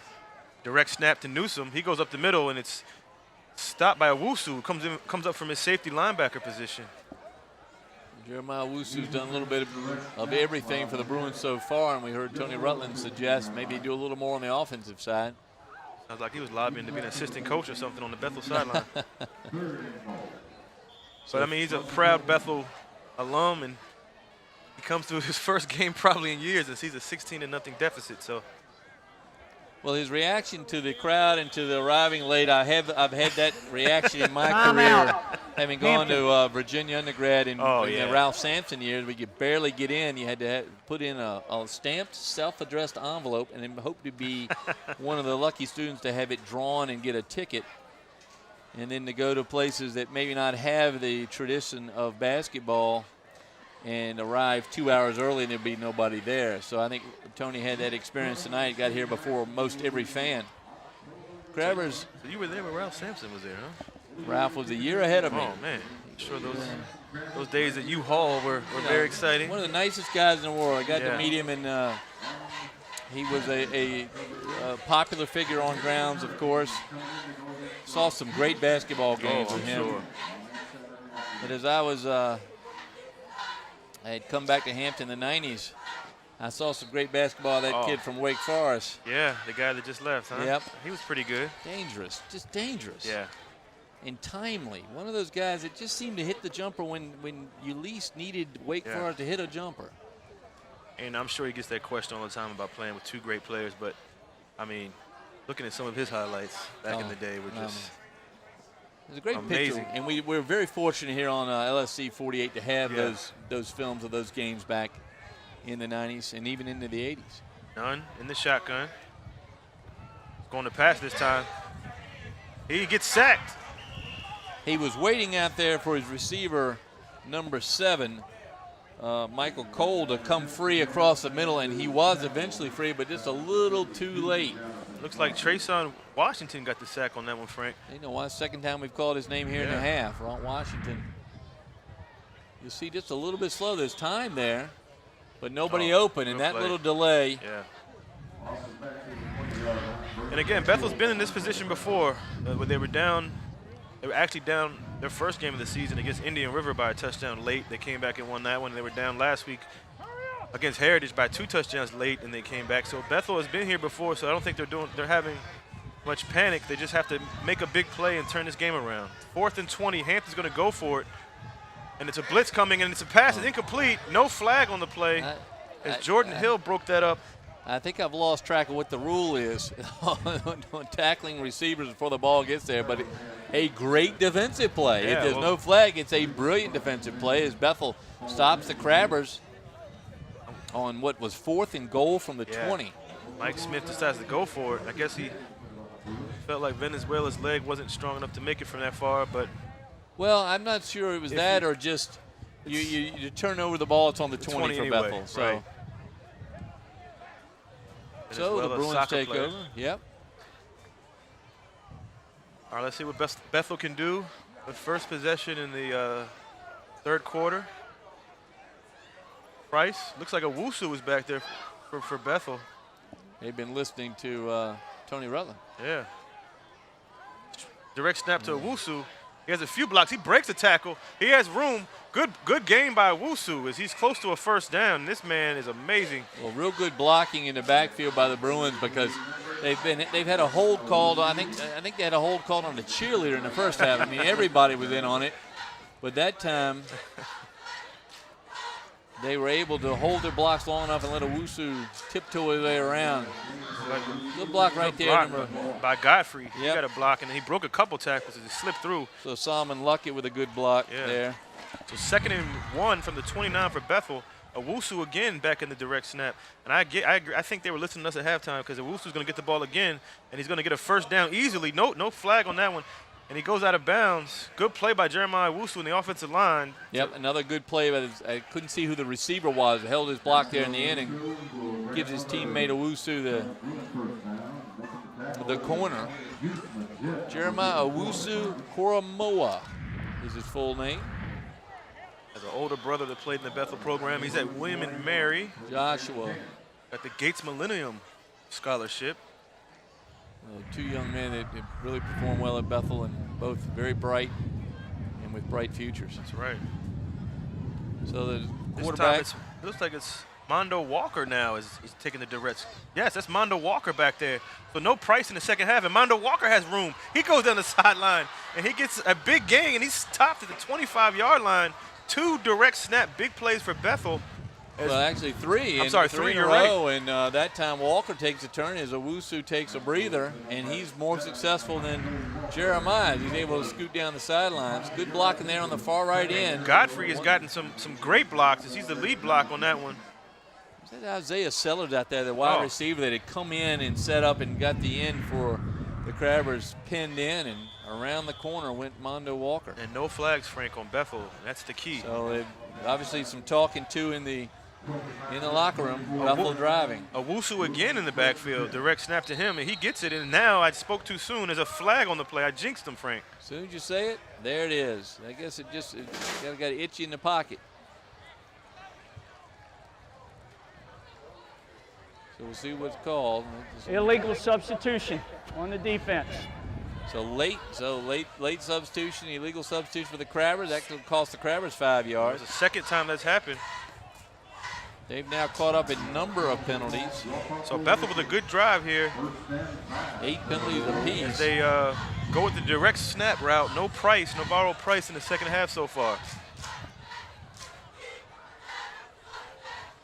Owusu in the backfield. Godfrey looks like he's playing a fullback. And Washington is the tight end. Walker on the far, I think. Sims and Walker are the receivers. Owusu goes far side. He spins off of a tackle. It looks like a gain is about, what, 2 yards, Frank, on that one. Well, at that time, the Crabbers was able to spread out the line of scrimmage a little bit better and haul Owusu down before he can get the corner. Picked up a couple yards. So the Crabbers with the power right in the middle up front, being challenged around the edges, that time spread out a little bit more and able to hold Jeremiah Owusu to just a couple of yards, second down about 4. Owusu, the all-everything player for Bethel, 16-0 Crabbers, but Bethel is driving, 2nd and 4. Owusu this time goes near side. He has to fight off another block, and this time, I spoke to, I thought he was about to break it, but Hampton came and got him in the backfield. Well, enough Crabbers pushing upfield. And then it looks like Owusu lost his shoe on that one. Then you come see the Crabber lineman get through and get pushed upfield. Nice play right there. As they're able to hold Owusu in the backfield long enough for the rest of the Crabbers to join them. Huge third down now for Bethel, 3rd and 9 from the 23. Well, Owusu goes out. When you want to get the ball to Jeremiah Owusu, just might as well snap it to him and let's roll. Looks like Price. Now you bring Price back in with 3rd and 9 at the 23. He hasn't played all in the second half yet, and that's like Bethel now calls a timeout. Timeout. Bethel. So you bring Price back in. Well, on this maybe critical 3rd down and 9. Well, we haven't seen Owusu or Mondo Walker try to throw the ball yet, Right. and we've seen the Crabbers spread out the defense. The Bruins have had no success going up the middle against the Crabber defense. It's all been around the ends. Not and as with the the Crabbers size of spread that out a little line. bit, yeah. And remember the reach on some of guys like Conliffe. But real good coaching decision by Coach Beverly to try to do something different in the second half to pick up a few yards, and they've done it here on this drive. They've stretched out the time. It's now 3:48 to go in the third. You see the Bethel side of the field. Again, nice crowd. Very tonight, nice Frank. crowd, and hopefully as we do these games, we try to encourage the student body to come out to every game. We want to see the whole stands packed, but parents come out, and even if you're not a parent, don't have a kid in the school system, come out and watch the good football Yes. with a great group of people. Yes.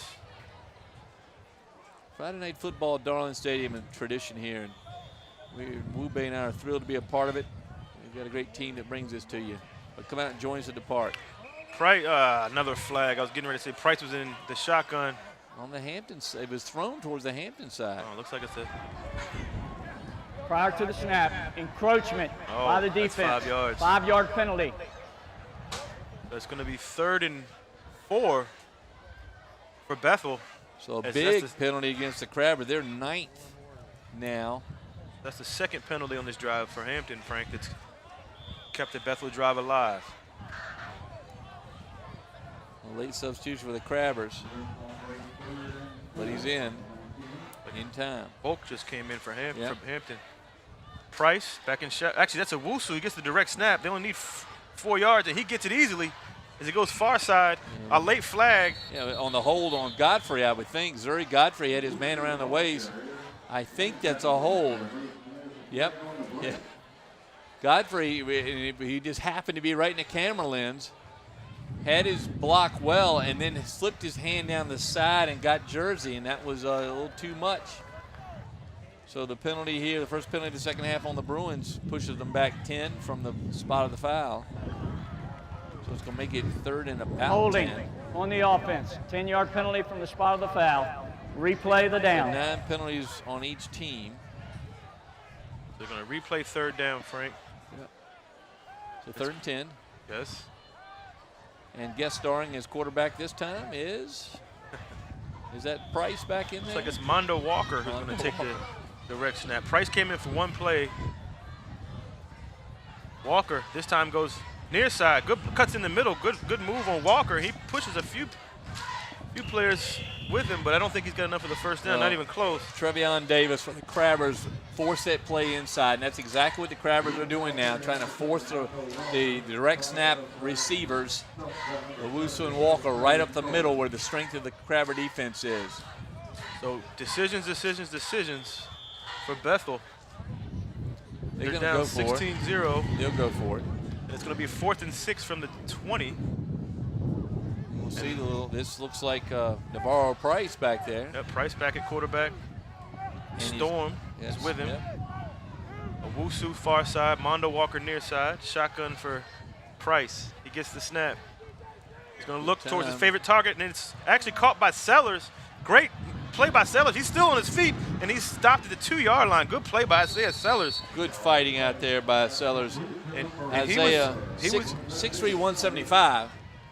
So no small fella. And he was a key for which you were alluding to earlier. We really Frank. thought he would be the one that would catch a lot of passes tonight. As you see Price looking Plenty towards of time. Owusu, but then Owusu was almost double covered. As you can see the 2 Hampton Crabbers behind him, and Sellers gets the catch. And it makes it hard to bring him down. So the Bruins knocking on the door here late in the third quarter, 16-0 Crabbers. Bruins trying to cut that in half. 1st and goal at the 1. Owusu gets the snap. He bobbles the snap, and he still gets it in, and he is in for the touchdown for Bethel. Well, good blocking on the right side there by the Bruins again. I think the prerequisite, Frank, is to drop the ball first before you grab it and They go in. picked up more yards than any other play tonight. All the great plays have been botched snaps or fumbles and picked up and recovered. And Bethel gets on the board, Frank, with 2:19 left in the third quarter. 16-6. They will go for 2. And let's see if it's a direct snap. Looks like Price is back at quarterback for Bethel. Mondo Walker is near side with Owusu. Far side, Price in shotgun. Gets it. Looks at Owusu, and he goes the other way to Sellers. And Sellers has been huge on this drive. Well, there he goes again. I mean, Yes. everybody guarding Owusu. They cover Owusu, but they don't cover Sellers, who just sneaks into the end zone and lays down and ball. Nice throw from Yes. Price. You know, we've been very impressed with Price. You'll see it here from ground level. Picks up the ball. touchdown, That's the yeah. touchdown by Owusu. He's able to slip through. And then Price drops back, and look at that pass. And what about Price not playing most of that drive and coming in? Well, I guess they're spinning a wheel over there, and whoever it lands on gets to come in the game. But the great play calling by Coach Beverly. Yes, excellent call. And that was a fantastic replay by Krista Campbell doing our replay. And it is dizzying how quickly she got that up there, the 2 plays right in a row. I don't know how it's done. I don't want to. It would give me a headache. She's from Baltimore, so that's what we do, Frank. There you go. And she's probably happy the Orioles are winning by a lot. Yes. I don't think they're playing my Oakland A's. They're playing Of course, the they New were. York They'd be up Yankees. 16-1. But Yeah. Oh, yeah. So, John Vasciocopoulos is out to kick it off for the Bruins. We said this would be the closest game we've done so far, and so far we are right on that mark, 16-8. Bethel cuts it in half on that drive, and a very strong drive it was. As you said, great coaching, great changeup on the play calling. Oh, nice kick. We've had some good kicks today, and it goes through the hands. But unfortunately, Hampton. not in the end zone where it did And, last they hit, time. but, Here it comes. and of course, if he bobbles the ball, he's going to make a big game That's it's right. been happening all night. That seems to be the magic play tonight, down to the 29-yard line. That's Keontae Stith, who's had trouble catching a couple. They kick in right to Stith. Time he recovers nicely Yes. with that smart play. And the Crabbers get it 1st and 10 with their 29-yard line. The quarterback is DJ Nunn. He comes in.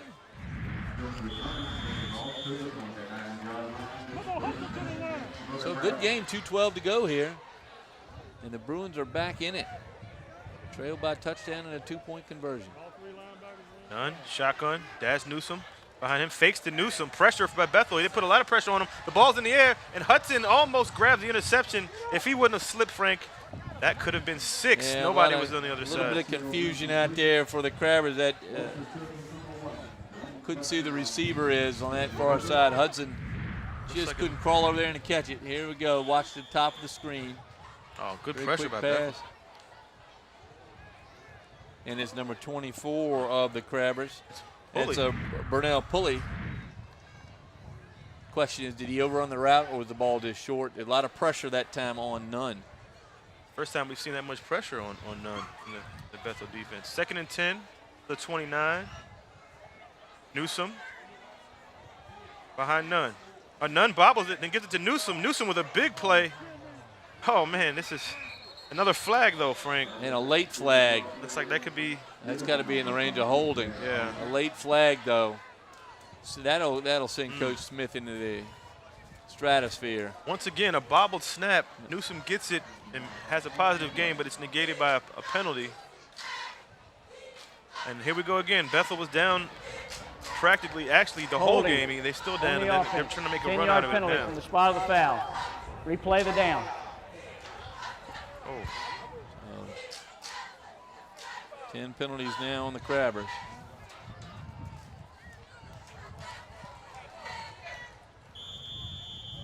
So 2nd and extremely long for the Crabbers.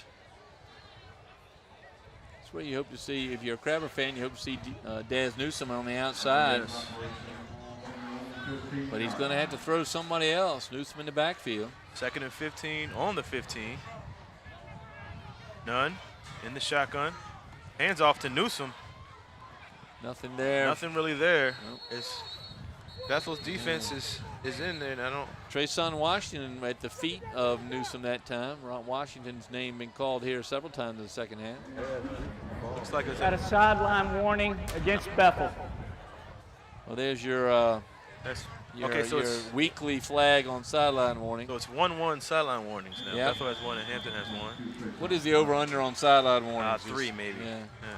Next one's a penalty, I'm sure. So Nunn. Now Hampton calls a timeout. Well, the Crabbers 3rd and going the 15. wrong way Yes. this half. Timeout. So Hampton. over to visit with Mike Smith and get a little encouragement. So after that good drive by Bethel, now Hampton's in trouble. 3rd and 15, Frank. 1:21 left in the 3rd quarter. Huge down right here. You know, you've been mentioning the Bethel Bruins playing very well in the second half all season long. They're doing it here.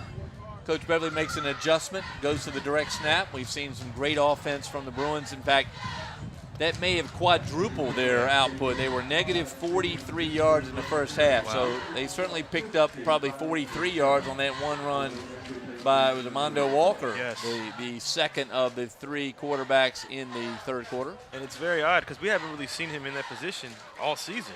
No. I mean, he plays receiver, and obviously his other position is corner and safety, but the direct snap to him is something new. I'm sure Hampton hasn't seen it either, so it was somewhat of a surprise for them. Well, he is kind of a hybrid of his two brothers because his brother Ricky was the lineman. Powerful Just lineman, yeah. massive Yes. lineman, and his brother Rio was a defensive back. He was. And but Mondo brings features of both. Yes, absolutely. There's Kevin Davis Kevin Davis, Mike Trevis. watching their team. Nunn, shotgun. This time Newsome is in the near side. It's going to be pass all the way. Nunn, he pumps, and he is sacked, Frank, by a host of Bruins. Hard Nice. hit by the Bruins. Again, Washington right there at the feet. Marquise Spencer also in there on the tackle.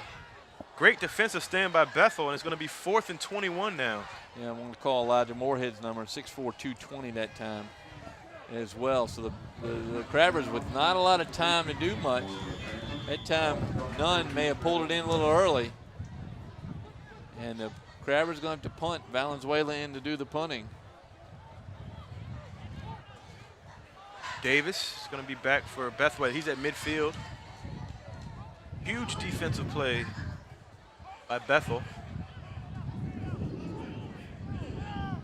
Clock is running. Venezuela bobbles the snap, and of course he's going to pick it up and kick it. Sure. And makes a good punt That's out of a it. good He play. gets a good bounce. That's It's the gonna story get of the night. He gets a little bit of a Crabber bounce. Picks up 4 or 5 more yards. First down 10 for the Bruins from their own 46. So the soccer player, not having any brain farts, is for lack of a better term, is, picks up the ball and kicks it instead of Well, we've not falling on we've it. seen them on the college level Yeah. not really go well. Let's Right. just say that, and I won't mention the Connecticut game in Virginia, but we see this young man come on. Of course, my father for years has said after the Mike Husteds and the David Stadlins of the 80s. We've seen in Bo Lomax really last good kick, but there was a gap in there of some kickers, and my father always said, go get a soccer player, and they seem to have found a good one. Oh. Direct Owusu. snap to Owusu. He picks up about 4 yards. So they're going back to the direct snap on this drive as this quarter is coming to an end. Well, we'll see if the Bruins have left themselves enough time. We go to the fourth quarter, and the ball right at midfield. Yes. So one touchdown separates these two teams. Hampton 16, Bethel 8. One more quarter of football here on a beautiful night at Darling Stadium. Great night. I want to thank our camera people again. We got a great crew here. I love getting together with this group on a Friday night. Susan Bowers and Nat Braxton. Steve Fryer on the field with our intern Alan Beaver. And in the replay, we mentioned Krista Campbell. Graphics done by Matt Buckwalter. Audio by Randy Bagoli. The camera control, Renee Camden. And our director, of course, Andy Foley. 2nd and 5 is the sticks. Did they move? Did they change ends that time with the ball right in midfield and it's 2nd and 5? Did they actually change ends? I think they did. It's just a little bit off. They have to go on the, You don't see that very often, but yeah, I should have put a camera on that and seen how that's operated. The stick men in Peninsula District football, of course, a highly sought after position because they get the best view of the football game. The teams figure out which side they're supposed to be on. Exactly, and they just stand there. A little course correction. So this is where's Waldo now for Bethel? We don't know who's going to play. Now it's Price who's back there. 2nd and 6 from midfield. Price is in the game. High snap. He gets it. He's looking towards Owusu. He's got Owusu. Oh, it's a lot of contact, and they're going to call a pass interference most likely. That's a tough call. They're both of them bear hugging down the sideline. Again, that's where the defender's got his back to the play. Yeah. If you don't turn for the ball, they're going to call that every time. And the ball underthrown by 10 yards. That's going to be 15 yards. So Bethel will get it at the 35. That's a tough one to watch. You'll see it going down the sideline here, top of the screen. That's Cam Pass Stevenson with the coverage, I think. Against the defense. Yeah. 15-yard penalty. Results in a first down. So he's benefited from that play, and he's been penalized for that play. 1st and 10 for the Bruins from the 35. The Crabber defense on a little pressure right here. Bethel goes back to Mondo Walker with Godfrey with him. Shotgun. Walker gets it, goes far side, cuts up the middle, and he gets a couple yards out of it. Maybe one. Good block that time. I believe number 53, Ross, had the block on the left side of the line. Walker's down. Can't afford to lose him. And Walker can't get up. And I don't know if he got hit in a bad place. Hampton fans seeing the camera. Putting up a risking that. So Walker attended to midfield. Looks like it's just a cramp. Maybe a cramp. Yeah, that's the first sign of the humidity setting in. I said just a cramp. Easy for me to say. I'm up here, but those cramps are painful. So Walker being attended to there. He looks like he's okay, but for a cramp, which is a good sign. Yes. Picked up just a yard there. It's hard to tell where he cramped up, so it could have been in the middle of that run. He's Walker up, walking, which is a great sign. Bring him a barrel full of Gatorade and try to get him hydrated. You know, talking to Mondo Walker, he wanted to make it perfectly clear. He's his own person. He doesn't want to be like his brothers. You know, they had great success, but that was their success, and he wants to have his own success and have his own identity. So, well, I think good to see that young man having a great year. Doing a good job with that. Taking direct snaps. I know his brother Ricky didn't take a direct I don't snap. think so. He may have snapped it, but he didn't take it. Now Price is now back. 2nd and 9 from the 34. Price, shotgun, gets it. He's looking at his favorite target, Owusu, and it's incomplete. Great play by Daz Newsom. Yep, that time Newsom was able to turn around quick enough, see the ball coming, and time his push on the back of Owusu. Looks like Price threw it a little late, but nevertheless, a great play by Daz Newsom. And that was the key that was the matchup that we were talking about earlier. And it has not disappointed. 3rd and about 8 for the Bruins. The crowd here on the Hampton side is getting into it. 39 from the 34. Owusu direct snap. Goes far side. Owusu, he has, he's dragged down. He has some room, but he gets tackled. Looks like a host of Crabbers are all over him. They throw him down. Yeah, that last hit was a strong one as he stayed up maybe one Crabber too late. Yeah, and he's feeling it right now. He is. He was being held up. He would not go down, and he looks like he got hit in the side. That was a mighty pop by the last Crabber in, and that Owusu may have paid the penalty for staying up too long. You see him slip a couple tackles. Got him in the shirt, 1, 2, 3, and then boom. Yeah. And that was Conliffe? I think so. I guess anybody would be walking off like that if Conliffe hit him. 4th and 6. That hurt my side. For the 30 from the 31. Big 4th down play for Bethel. Price in the shotgun. Oh, nice play. Knocked down by, it looks like number 8. And that's Johnny Gaskins. Gaskins called his name a couple times. Nice play. And the difference is Owusu and Walker on the sideline. Right. Walker still being stretched out, Owusu on the bench. It was intended for Sellers. Sellers was there, but good play by Gaskins. So Hampton will take over at the 31-yard line after 2 great defensive plays, one by Newsom and one by Gaskins on that drive. So we'll see. We'll see if Owusu is still on. I think he's still on the bench, and Walker's still down right across the field from us. Is that Owusu there? And Walker's still out, but it looks like Owusu's back on the field. Well, that's good news, and we'll see Walker back as soon as he gets stretched out. Oh, Nunn pitches it to Smith. Oh, I'm sorry, that's Newsom. Yep. Great move by Newsom. And he's still going. Still going. Oh, man, this guy is electrifying to watch, Frank. Well, we're watching him and watching Owusu, and we're getting the same kind of reaction every time. That time, Daz stood up a little long. Uh-oh, it looks like Newsom is down. No, please get up. Newsom comes off. I didn't see anything that time. Even more just got piled on. And he comes off. So both of the stars stay up maybe a little too long on some of those runs. That time, I didn't see any direct hit, and hopefully that's a cramp. Just the passion and the will that these I mean, knocked the wind out of him as he landed on 3 Bruins, or 3 Bruins landed on him. So 2nd and 7 for the Crabbers, as they're going to look for probably Traquan Smith, if I had to guess. Try to pick up this first down. This time Nunn goes under center. It is Smith right up the middle. Smith gets it up the middle. And that's a great run. First down, Hampton. And that's what you got to see out of the Crabber running back. And now you got 2 Bethel Bruins there. Yeah, that's number 8 for the Bruins. Jordan Hill and Owusu were on that play. I think Owusu is cumulative. Yeah.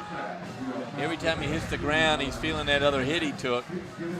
And he's been hit many times tonight. I don't know how many times he's touched the ball, but probably more than most. Newsom's still on the ground over here to our right for the Crabbers. Looks like with that Walker up on his feet on the far side. Is that he? That's not him in the backfield, is it? Yeah, it is. Mondo Walker. Yeah, Walker's back in the game. Nunn. Another flag. Smith gets a couple yards, but let's see what the flag is. It might be a false start on Hampton. Illegal shift on Hampton. That's but the 3rd call of that nature. 11 penalties now on the Crabbers. The Crabbers lose 5.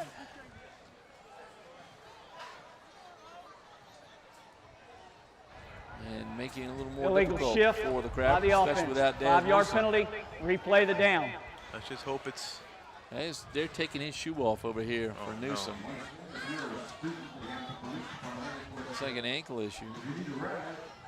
So in come the Crabber subs. With the play is quarterback DJ Nunn. 1st and 15 for the Big Red. They need to get behind Big Red. Like Davis is behind him. Nunn in the shotgun. Goes to Davis, number 2. He gets a few yards back from the penalty. Looks like he get back to the original line of scrimmage. So 5-yard pickup on first down, not bad, but it makes it 2nd and 10 for the Crabbers. Over comes the Crabbers, number 24, Burnell Pulley, to get to play. So what are your impressions of Nunn? You know, it's the first time we've seen him be transferred from Ward. Oh, I think it's a solid quarterback so far. Bethel's done a good job on defense tonight, holding the Crabbers to 16 points so far despite numerous turnovers. But Nunn showed himself to be a very good quarterback. Nunn now under center, 2nd and 10. Pitches his to Smith, another flag, and he fumbles it but recovers the fumble. Let's see what the flag is. Going to be a hold on Hampton. Yeah, that's going to push him back another 10 yards, Frank. Mike Smith's going to go crazy on that. The hold is way up on the line, and the referee calls that from about 15 yards away. The 12th penalty on the Crabbers. They will hear about that this week. Now, Nunn stretching his legs a little Holding bit. against the offense. 10-yard penalty from the end of the run. So the Crabbers without Daz Newsome here in the 4th quarter. 8 minutes, 4 seconds to go. Another penalty. Crabbers moving back inside their own 30. That was a tough call. Well, they're doing some wrapping on Newsome on the lower leg. May have gotten kicked in the shin. See him wrapping right there north of the ankle, right between the ankle and the knee. Having had my daughter kicked in the shin by a horse a couple weeks ago, we know how quick that can swell up. Ouch. 2nd and 28 from the 45. Blitz. They pick it up, and it's picked off. And a by beautiful Hudson of Bethel. What a play as he kept his feet in bounds. Hudson finally gets his interception. The man has played very well tonight. The receiver that time was Pulley, and Pulley just overruns the route. He did. Pulley was the one that didn't see the ball. And great awareness by Hudson to get both feet. Hudson has really played well on the corner. There's Hudson right there, number 1. You see the receiver come down, and he doesn't turn over the left shoulder. He turns over the right shoulder, and Hudson nice camera sees work. it, picks it up. Very nice camera work by Steve Fryer. And Bethel can be called the comeback kids, again, as they're trying to come back. They're down 16-8, 7:40 left in the 4th quarter. They have the ball, 1st and 10 from the 49. Godfrey in motion. Owusu, the direct snap. He has some blockers, but he is stopped.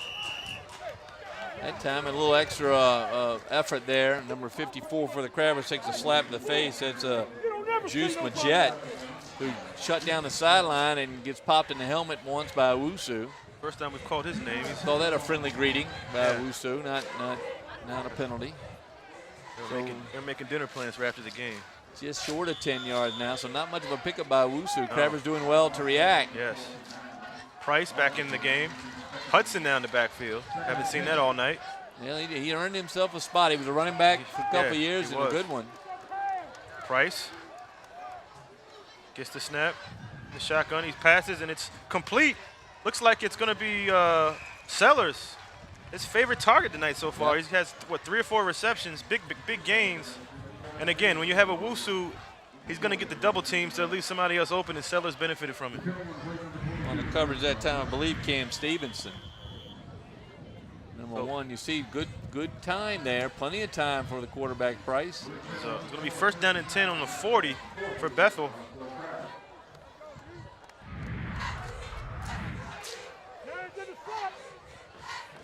Looks like Hudson now is in the game. Cut out the middleman. That's Hudson with the ball, Frank. Going back to when he played running back. So many different weapons on Bethel on offense, and now another Crabbers down. We call this the Costco brand of football, where you just cut out the middleman, goes straight from supplier to customer. And this time at Hudson, why need a quarterback? Just give it to me and I'll run. Hudson again going far side. He's got Godfrey as a blocker. He breaks a couple more tackles. He gets away.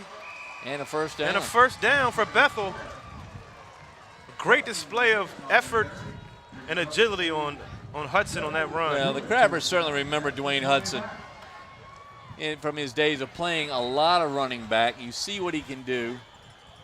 And they have tried him. They have tried Owusu. They have tried Walker. All 3 have been successful at direct snap. Price back in the game. He's the quarterback. Shotgun. Gets the snap. Pressure. He's going deep to Owusu. Owusu with a little push off, and it's picked off. And great pick By off DJ there. Nunn. What a play at the goal line. Nunn saw that pass coming, and he was in the end zone when he saw that pass coming, and now he's down with a cramp. Man, what a play. So obviously we got to get a little more salt in the Gatorade. Yeah. But nothing. That terrific play by Nunn as he sees it developing. Good position by the receiver for the Bruins, and they see it out there. Good one-on-one coverage, but the pass would have been caught, but for Nunn right there. Yeah, look at the athleticism, and he comes down awkwardly on that knee. Yeah. So Nunn Stevenson comes out. looks like he's going to be a quarterback. They're going to take applications here soon for players. Imply Keeps within, going. right? So it's 1st and 10 from the 15. Now the trainer's going to have to come up with a little something. You know, that Gatorade has the salt in it, Yes. but often not enough when you get in a game as humid as it is. Very humid tonight. Stevenson goes back to pass, and he's going to throw it, and it's going to be It's a 1-yard pass. to Smith, and it was very dangerous, Frank, to do that as he was falling down. Dangerous, probably the nicest things to be said about that play is Stevenson looks to the sideline for his play, and his play will be something different than that. In comes number 10, Bellamy, who I like Sellers with the Bruins. I thought Bellamy would see a lot more passes tonight. Let's see if he calls his own number. So the Bruins have turned the table. They still trail it by a touchdown and a 2-point conversion. It's going to be 2nd and 17 from the 8. It looks like Stevenson is It's hanging Stevenson. on to it. It was an option play. There was no option on that. Stevenson holds the ball pretty far from his body. So he's down. There he comes, but doesn't pick up much. Huge third down here for Hampton.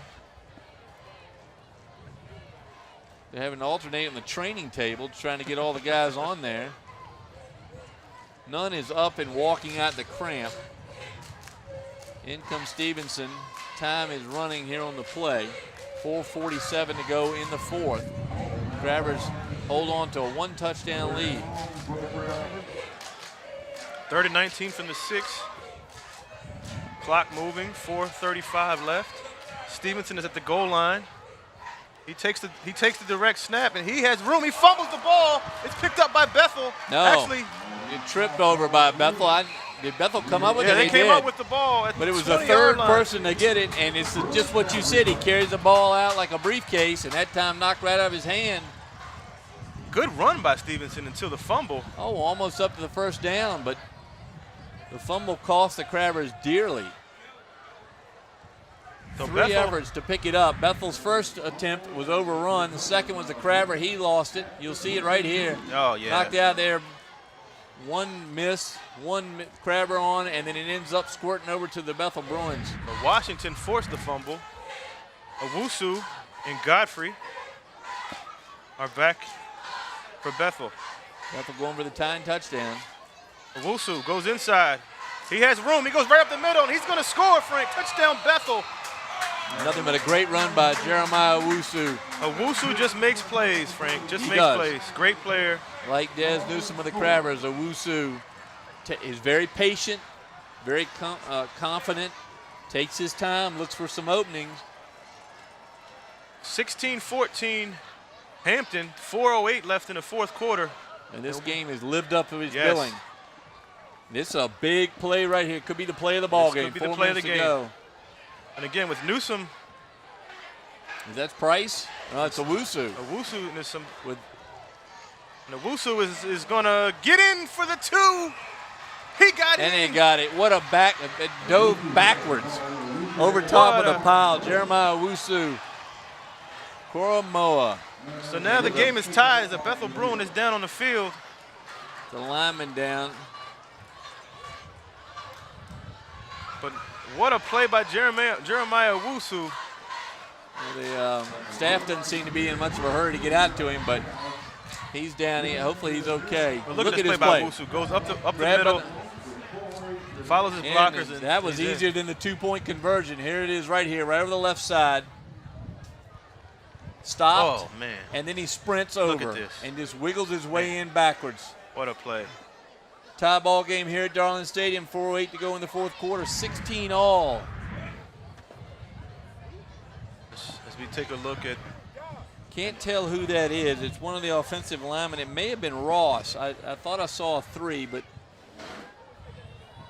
hard to tell from this angle. Well, the Bruins have fought back. No, it's number 68, Jomel Dennis. Dennis, 5'9", 270. Got his leg twisted up a little bit. Beverly's going to hustle him off. Use him as inspiration. So Dennis is up and moving. That's good news. And the Crabbers and the Bruins down a tie ball game, and it's been all Bethel Bruins here in the second half. whatever adjustments Bethel made, obviously they made the adjustment with the direct snap, but they came out in the second half with a will to win. And again, like I said before, they were down the last couple games, and they came back. Newsom back in the game now. Came back, and they're back in this game now as Newsom comes back in. His Which right is a great ankle, sign for Hampton. Right ankle heavily taped. Behind him is Traquan Smith, and then number 2, Travion Davis. And we haven't Nunn. seen, and Nunn didn't play in that last series as Stevenson was the quarterback. And I don't think I see Nunn on the sideline at all, but let's hope he's okay. So Hampton with the ball back, 4:08, 16-16 as they And we'll will see try to if take the lead on this drive here. John What a game. Vachiakopoulos is going to try to kick it as far as he can and pin the Crabbers back deep in their own territory with 4 minutes to go. As the momentum is shifted to the Bruins. Yes, it is.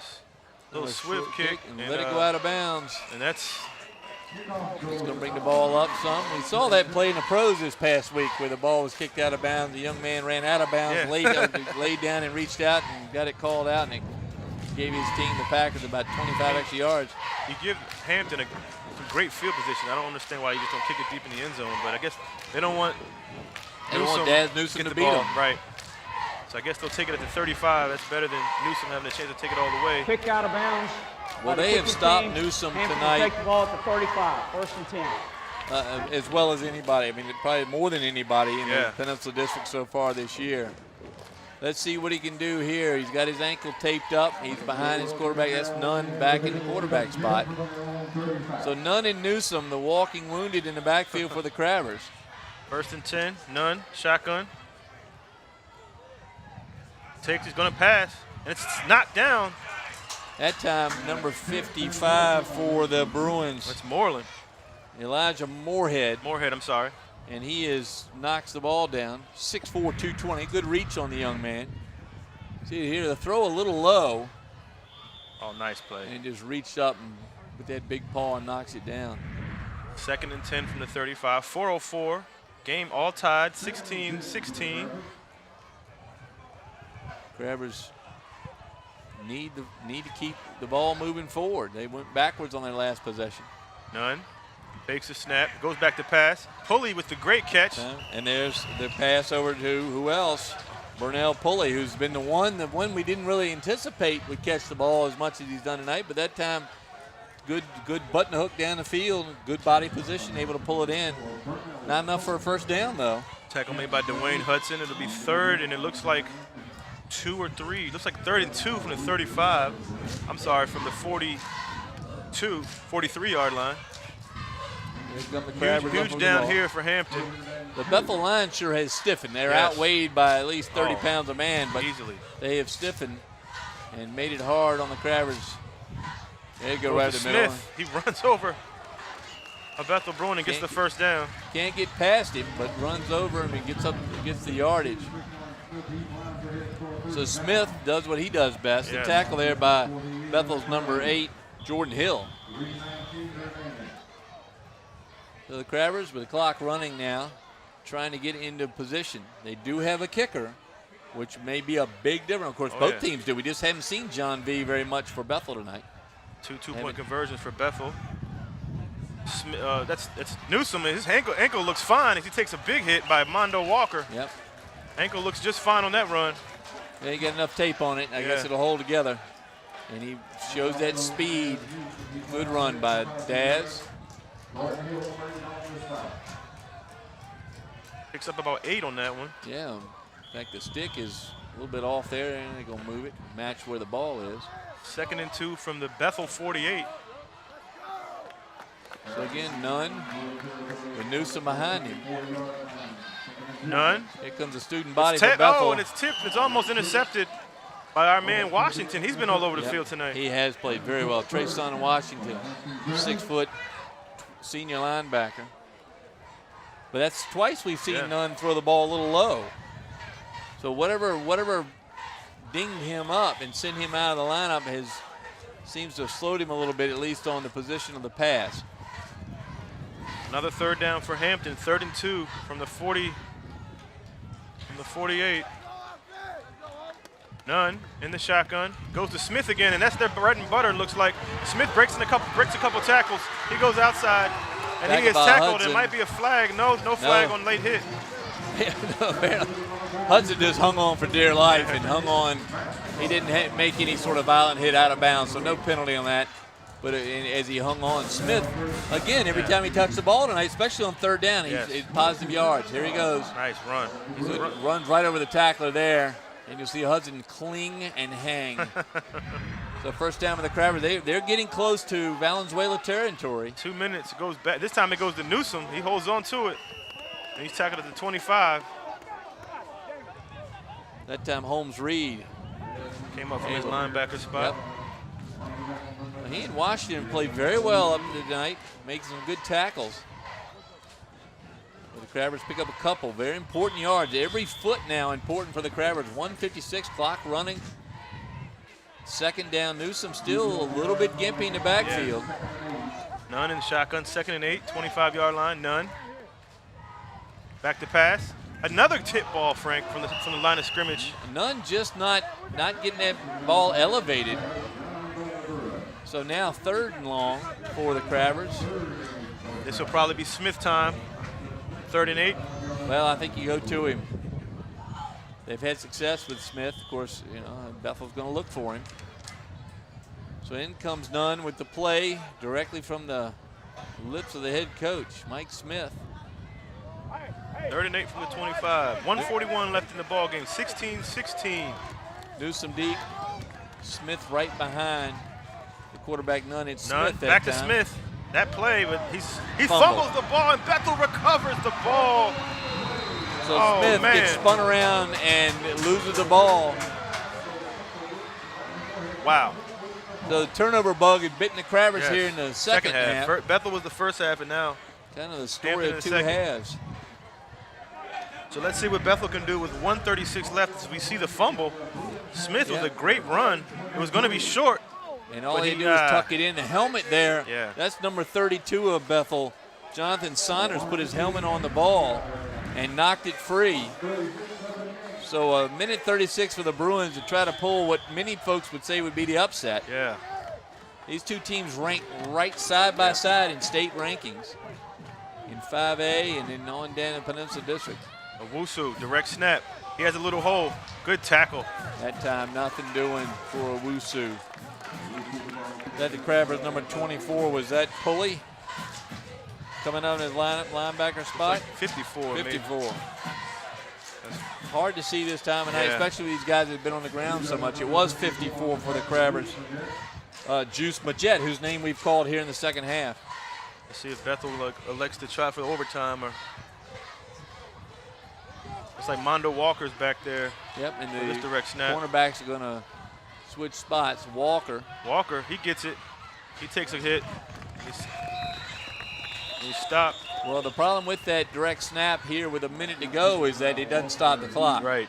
So Bethel with 2 timeouts left. Yep. Hampton with none, but so Hampton looking for a turnover here. Yeah. Bethel, if they get too deep, they're going to look to run the clock out and go with the overtime. looks like that's what they're going to probably do. 3rd and 9 from the 19. Don't want to do anything crazy here to turn it over late in the game. So Owusu will take the direct snap. He gets it, but it's a whistle. Time called, I believe. And Yep, Bethel Bethel calls does. a timeout. Interesting. So Beverly may be thinking he's got the Timeout. momentum. Let's go to Bethel. overtime. Tell him take a knee and be done with it. Maybe. So the fans here in this rivalry game, and I swear I think the crowd's gotten bigger since the Yeah. second half started. Yeah. And that's good to see. Well, it was good to hear the noise from the Hampton sideline. We're on the home sideline, Yeah. of course, and we hear the noise, but Bethel fans have been providing their own. I want to congratulate the cheerleaders. We see yeah. the Hampton cheerleaders in front of us and the Bethel cheerleaders on the far side. You know, they work as hard as these players. They Absolutely, practice as yeah. long. And both of them have supported their teams tonight, leading to this 16-16 tie. Here come the team. I wouldn't be surprised if Bethel doesn't take a knee. And thinking they got the momentum. That's a little bit of risk, but they're on their 18-yard line. Don't want to take any chances. I mean, a magic play if they get it down within range of John Vashiakopoulos, who Vashiakopoulos can kick a good field goal. Yeah. So he's got range. They got a long way to go to that range. Owusu. And he gets across the line of scrimmage, breaks a He couple gets a tackles. first down. Looks like it's close to a first down. Ain't gonna stop the clock. I think they did get the first down. They can move the sticks.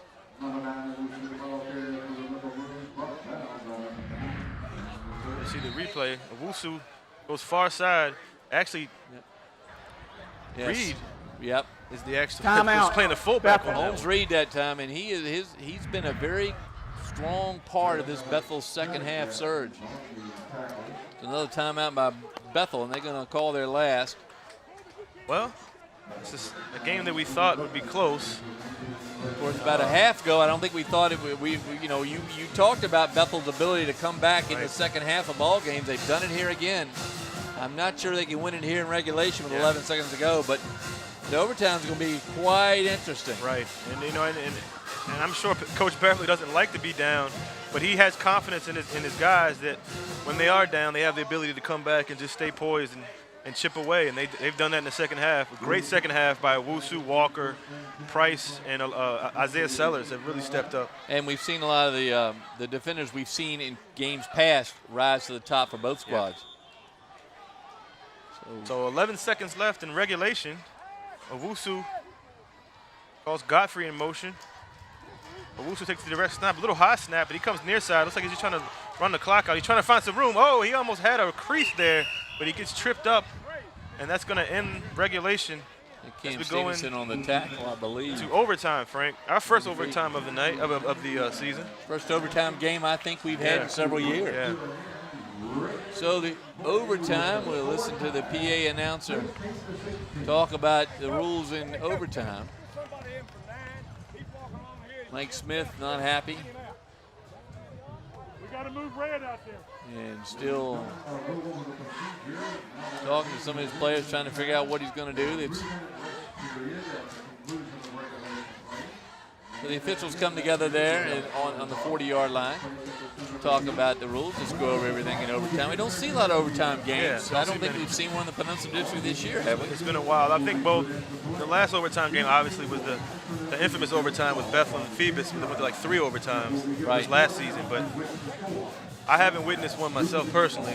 So this should be interesting. And Bethel, With like the you said, they momentum. have the momentum. Yeah. So this could be a plus for them. But as high school games go, the games that we've seen, one play can shift momentum. So we'll see how it goes. And in this game, one big play can win it. And Yeah.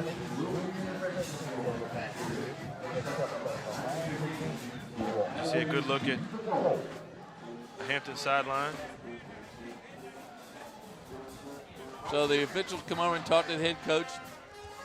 Everybody's sharing what the rules of overtime are. Danny Mitchell's going to do the talking.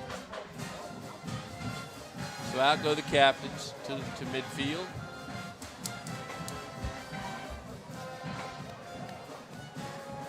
An exciting ball game here on LSC 48. This game will be broadcast tomorrow, Saturday, the 1st of October, a couple times, 7 and 7 probably. And then look for it on YouTube early in the week. And folks, you can catch all our broadcasts on YouTube this year, and it's in high def. Most games are in 2 pieces, so look for both halves. But join us on YouTube. It's a great way to watch Peninsula District football. Now, that should be after you came out on Friday night to watch us. So if you want to see the game again, find yourself in the stands, catch us on YouTube. Just revisit all the great plays and great young talent. Crystal clear picture. So you see Daz, crisp audio. Yep. I mean, everything is just. And Daz Newsom ready to go out. Maybe he and Owusu are just going to arm wrestle for it here. That would be the third or fourth level rule of overtime. Two of them have played up to what we expect for them. Mondo Awesome Walker talent. has stepped up tonight. In that game against Kickingham, we did not see what we thought from Mondo Walker. He wasn't really needed that night, but we've seen his talent tonight. See Tiffany Hardy, principal at Hampton. Showing her crabber pride. Carver High School, I believe I saw something historic with Carver High School. Yeah. And I'll have to figure that out for next week. A notation, a study, or a sign going up at the old Carver High School location. So much rich history here on the peninsula. If you want to get down to the Hampton History Museum, we'd love to have you down there. But we have a lot talking about the history of the city of Hampton as we become what I always tell people I think is a picture of the modern South. Very warm community. And you know, every community has its problems, but I think when you come out on a Friday night, you sit here in the stands with your fellow Hamptonians, no matter what high school you went, it's a great time to see old friends, make new ones. Absolutely. And enjoy some really good football played by some really fine young men in our community. Very fortunate to have coaches like William Beverly and Mike Smith and their staffs. We talked a little bit to Mike Smith about community, and I think we're pleased that these coaches are so much part of our community. With a coin toss out there, see who gets the ball first. Now the way high school overtime works is I believe the ball is at the 25 or is it the 20. You go 4 downs and see if you score. Very similar to the college game. You kick a field goal or. And then they switch ends. They switch ends after each team gets an opportunity to score. So now we could do like the pros. If the first team scores a field goal in the pros, the other team gets the ball. To try to score and win. Yeah. And what we call a very silly overtime rule. But the college game has been very successful with this. So now the high school game is going. They're going to get it at the 20-yard line. Looks like no.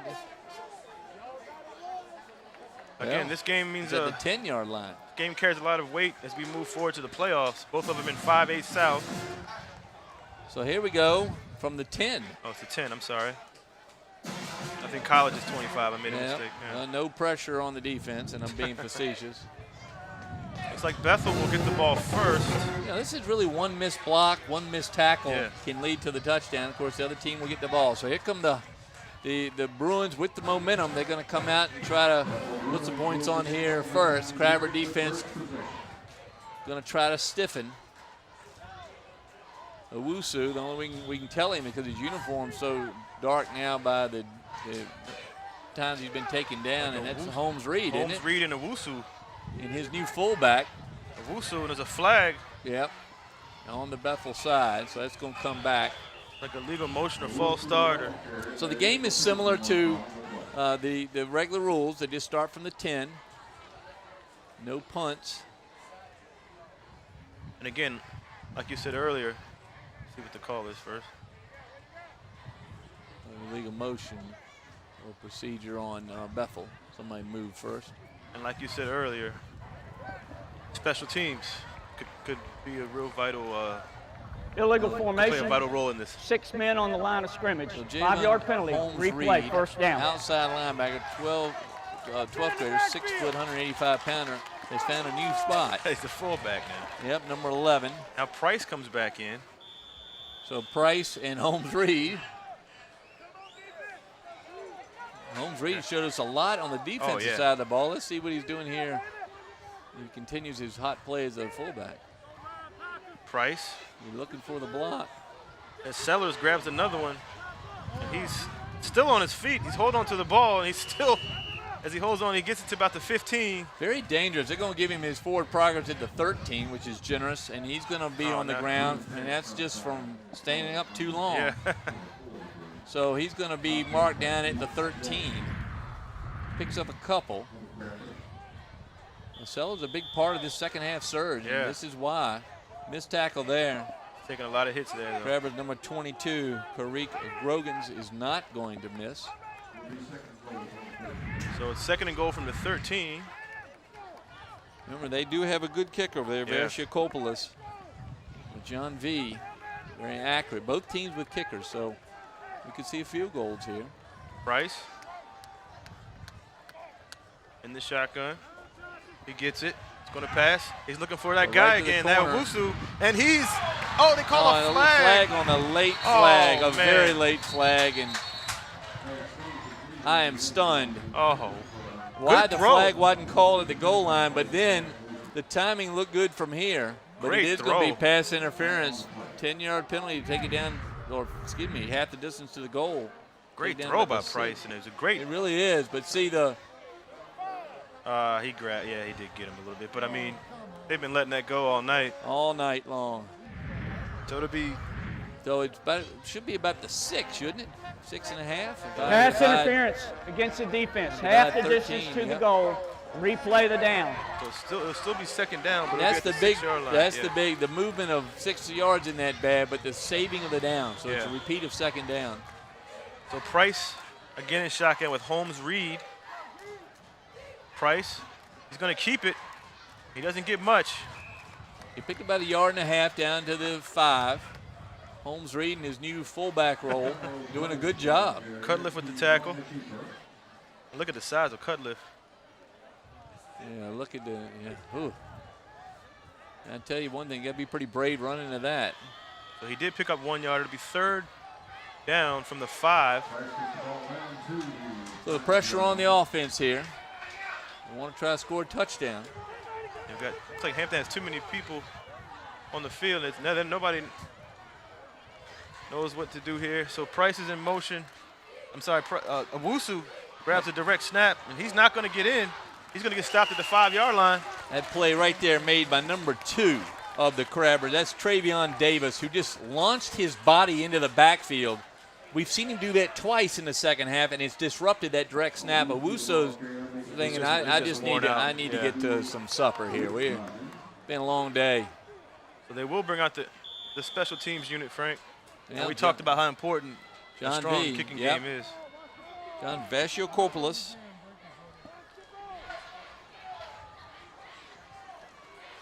Huge John V, play here. Left footer, held by Hudson. Oh, low snap.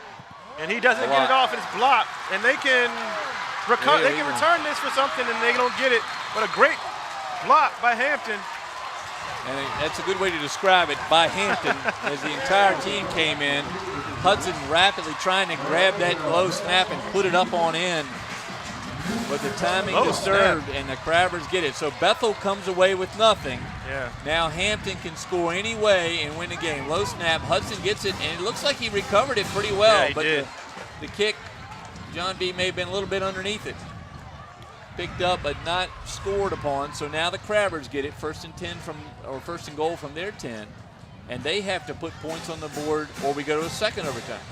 Like you said, anyway, though, any score wins. Right. Now keep in mind, if Bethel picks it off and runs it back, that's the ball game. Because each team would have had the ball once.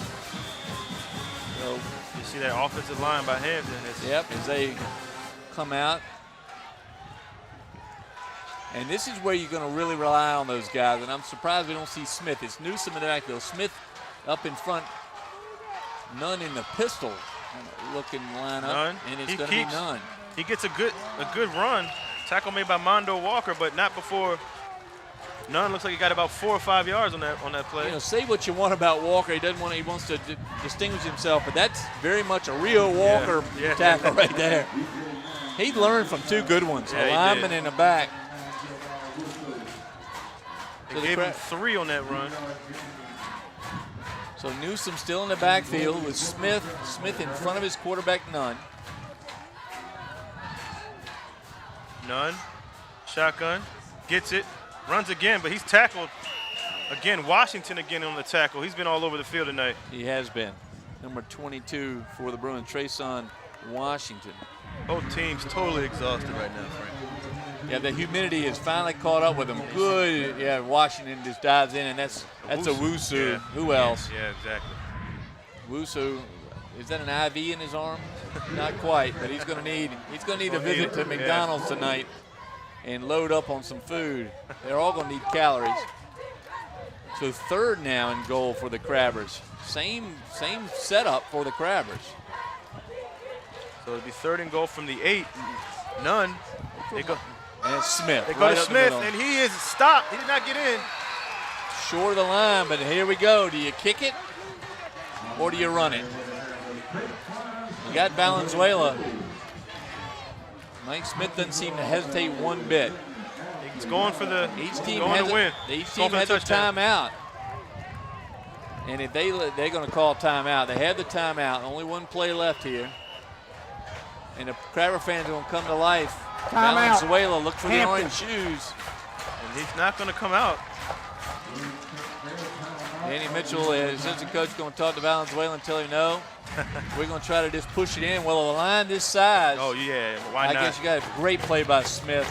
That time slipping past the Bruins number 32. Jonathan Saunders not able to hang on to Smith.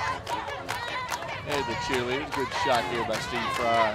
These young ladies. Now, remember, they've been out there moving around just as much as the player. Now, they haven't been hit, hopefully. Yeah, that's a big crew. These young ladies work mighty hard. Yes, they do. Spend most of the time not even watching the game. They are turned around so they can watch the game now. So 4th and about 2 feet? Looks like maybe a yard. They'll give him 1. Boy, that's a bad spot for the Crabbers. He was closer than that. Yeah. So it's 4th and 1. Well, if you got this side of the line. A bunch formation. And he is. The whole student body is in, and I think that's Smith and with that's the it. ball. They Ball scored. game. If Hampton wins it in overtime. That was Traquan Smith, I think, got the ball out of Looks that. like it was Smith. It was a bunch formation, so we're not really sure who had it. But nevertheless, they scored, and Hampton wins in overtime, 22-16. Exciting win here for the Crabbers. Disappointing loss for the Bruins, but they got to take away that second half. We'll see if we got a replay here. Was it Newsom? Looks like Newsom got in, and we weren't really sure who We're had going it. to see here on the replay. He's right here. Yeah. So it was Newsom that's in front of Smith, and Smith pushes Newsom in. So Smith gets some points for carrying Newsom in. Newsom gets the touchdown. That's a good spot there on that bunch play. Yeah. And is that Owusu down? Frustrated? He's probably just more. Well, left everything no on the shame. field. They really did. In fact, they left Owusu on the field, so they got to go get him. Yeah. He's just disappointed, but neither team going to hang their head on this. Beverly comes out and shakes hands with coaches and the team. What a great ball game between these two rivals. Great game. Very proud of both teams. They did really lay it out here. Beverly makes a brilliant change at halftime. Great adjustments after halftime. Ties the game up. Crabbers make mistakes in the second half, could not score again until that play there on the 4th play in overtime. Here, the first overtime at Darling Stadium.